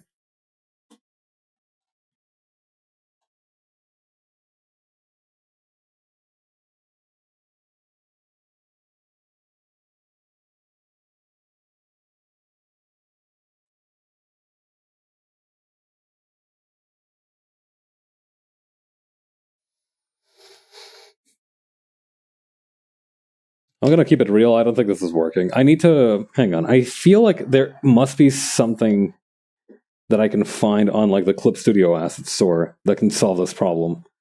Like I'm a big fan of cactuses, but like it's not what I need right now. Let's see. Hang on, I'm just gonna do a little bit of shopping real quick.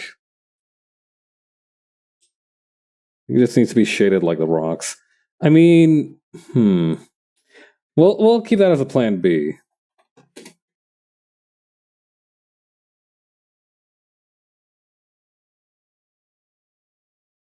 Let's see. Popular.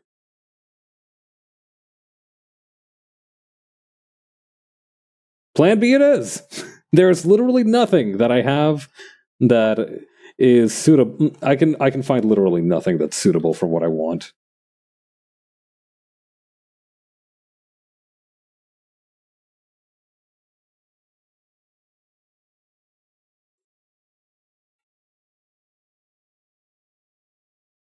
All right. Let's try this then.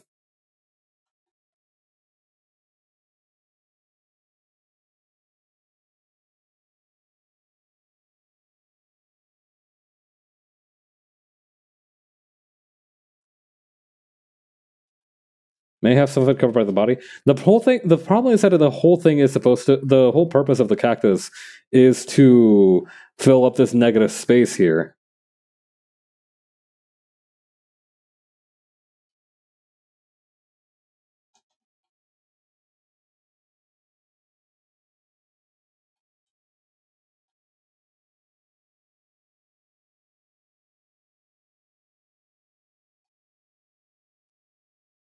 But yeah, let's try shading it like the rocks. I don't think that's a bad idea.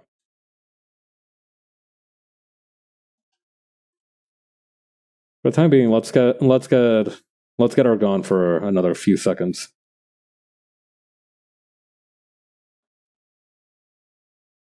Okay.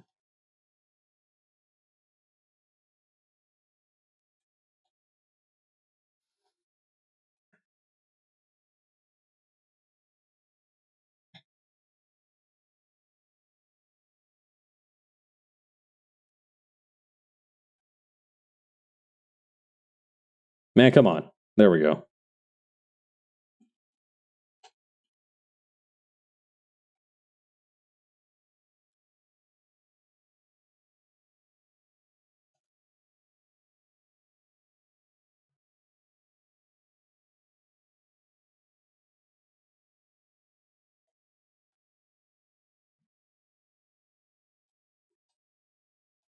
Okay. So here's what let's do.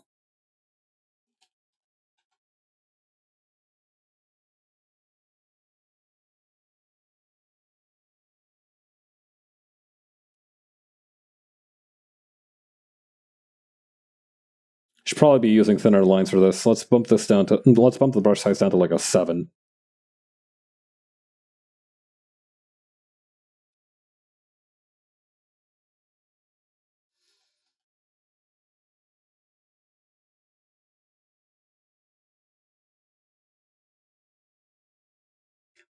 That shading lines works for the spines too, yeah. I mean, I don't know. This guy doesn't seem to have like a whole lot of spines from a distance, right? Like I don't think I should worry about the spines at this sort of range. At this proximity, I shouldn't need to worry about rendering the individual spines.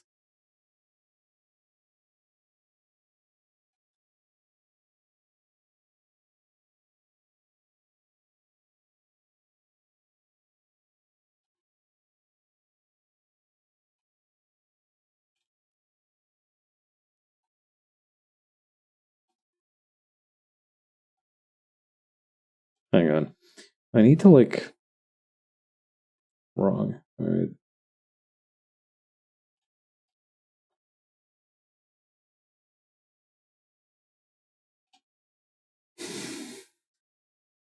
The wrinkles basically you'll have all the spines, but you're not going to see them at this distance. Yeah, that's what I think as well.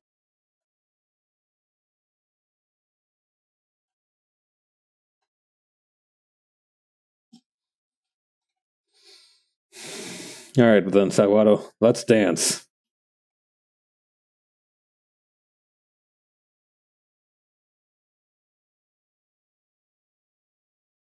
Actually, you know what else we could do as well? Oh, have I been shading this on the wrong layer? I have. Fuck it. One layer, Andy.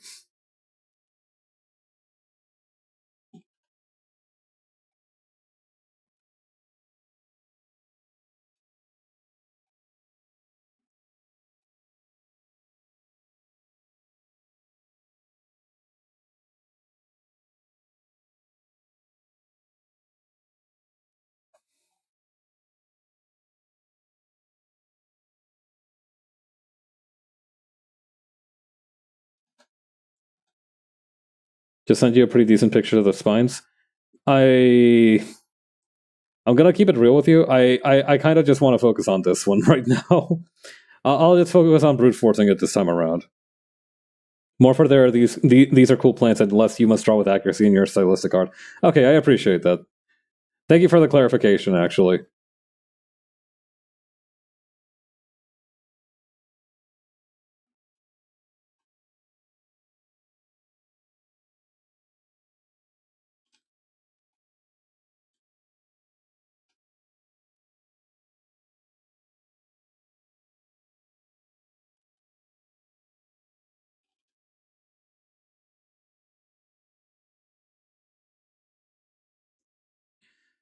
God, it's really telling that I handled like all the shading perfectly on pretty much autopilot, but now I'm struggling to fight for my fucking life against this plant. It's always like this. The background's what gets you. Never underestimate the background.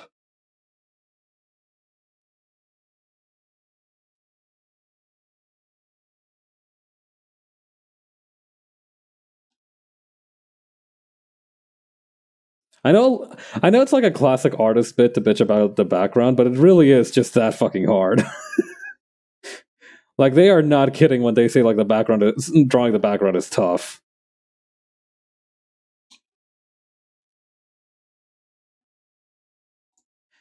That's sort of the background fighting for his life. Yeah. You know how like in one of the Ultima games they had you fight the floor? It's exactly like this. The Ultima protagonist journey is very similar to my own.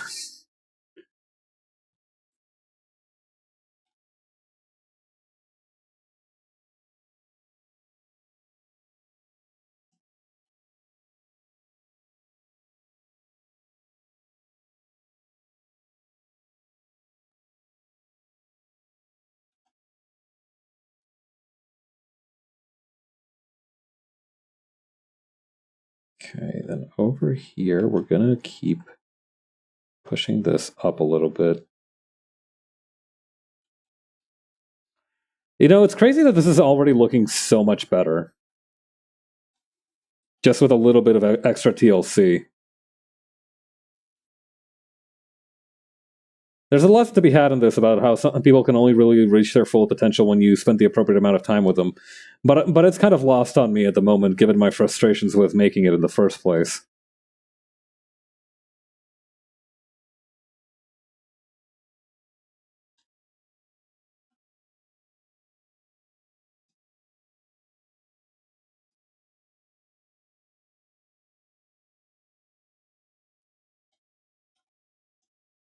And come on, there we go.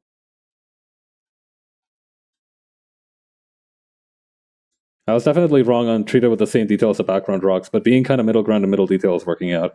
Yeah, I think that this is working out because of the fact that it's like a little bit closer than the rocks.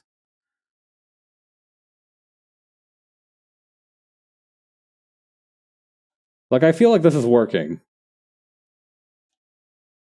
And hell, even if it doesn't, it's better than nothing, right? I mean, alternatively, all right, I have an idea if this doesn't look good. I have a backup plan. It's important to have multiple plans in place in case something goes awry, and I have a backup plan now.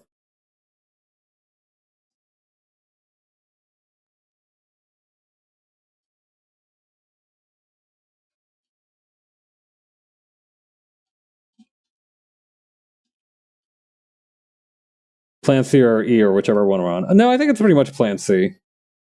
You've got it right. We haven't gotten. Plan E would be like me fleeing the country because I can't fucking do this shit no more. Plan C would be an elaborate staged diversion where I pretend to go into labor so everybody gets scared and leaves so I can finish this in privacy.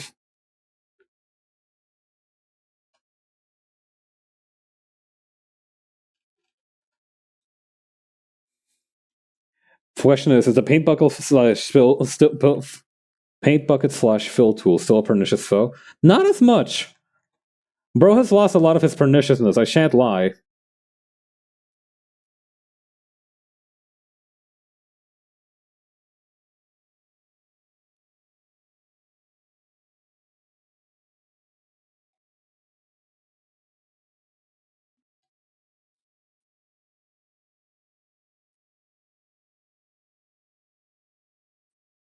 What happens at Plan Z?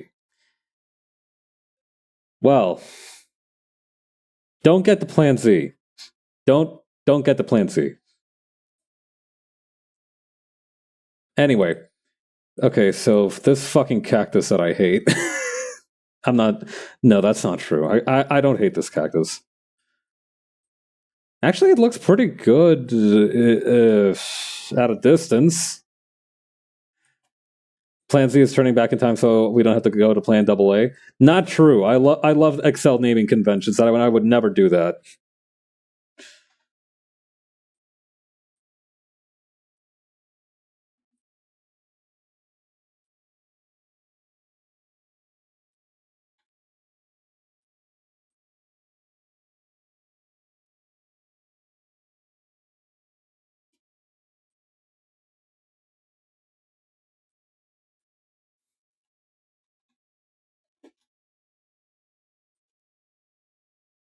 Fuck it, mini Saguaro.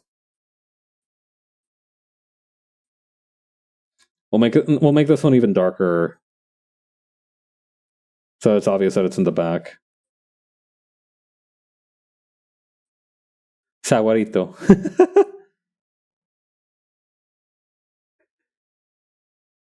Let's see. Okay, so let's just enact Plan C real quick, just to make sure, just to show everybody what that would be like. So Plan C is to rearrange the mountains. Oh, that looks so much better, actually. Son of a bitch.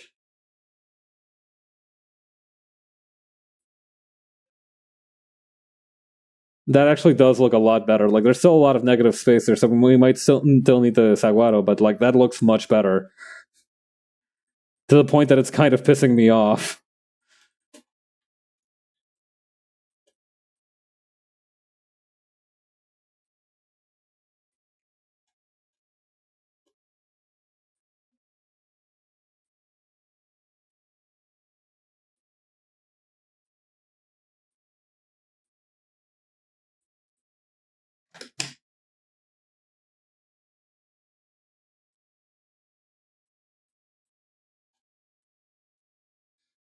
That does look so much better after all the work you did on the rocks, right?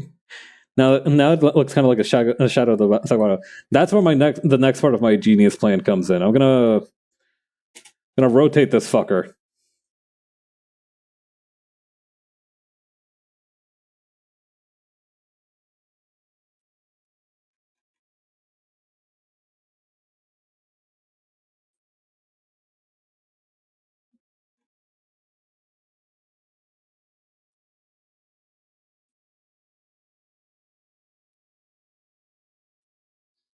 There we go.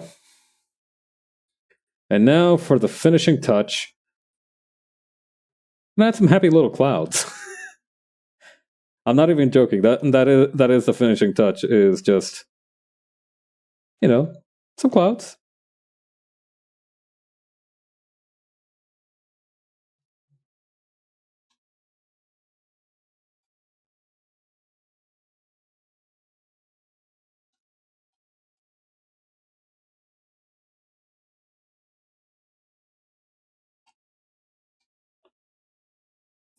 Arizona sometimes has zero clouds, like at all. God, made up state. I don't believe in air. I believe I believe that the Arizona landing was faked.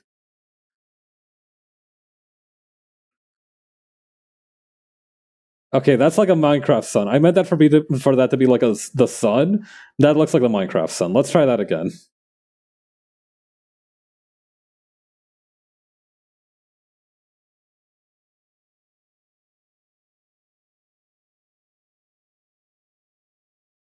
Foreground is transparent. Okay, then over here.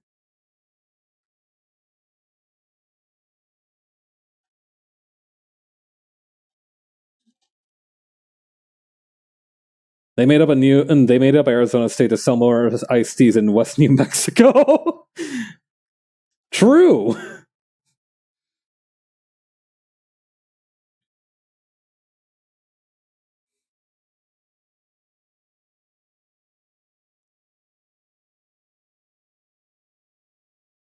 Darken, clip.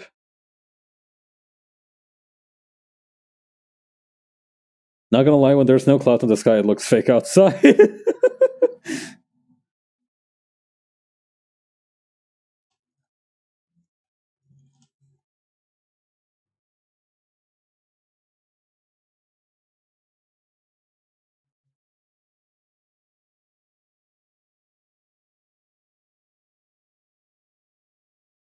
Alright, then let's add some additional coverage around here.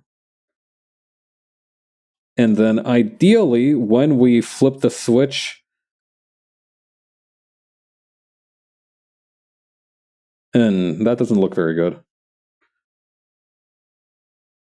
That looks a little better. All right, let's do that. Perfect. Okay, and then just a white background, and I think that's a wrap. Let me put my signature on this shit and we can call it a night.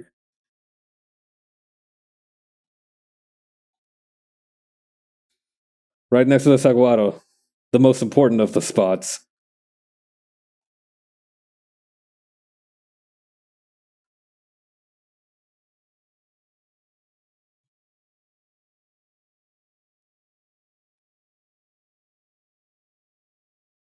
Okay, am I forgetting anything? I don't think I am. I actually did forget something. Actually, hang on. I have to. Fiddlesticks.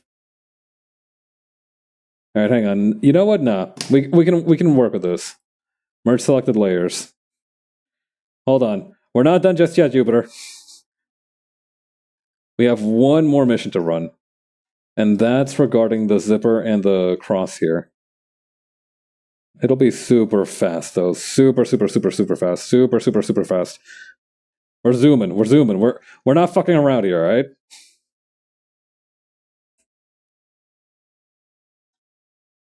Some quick and dirty shading on this crosshair.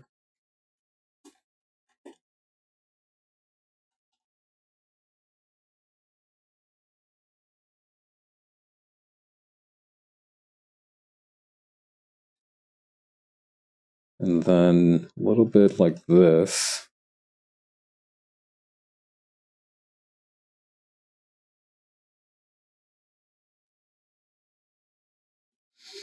All right, that'll do. Now we're done.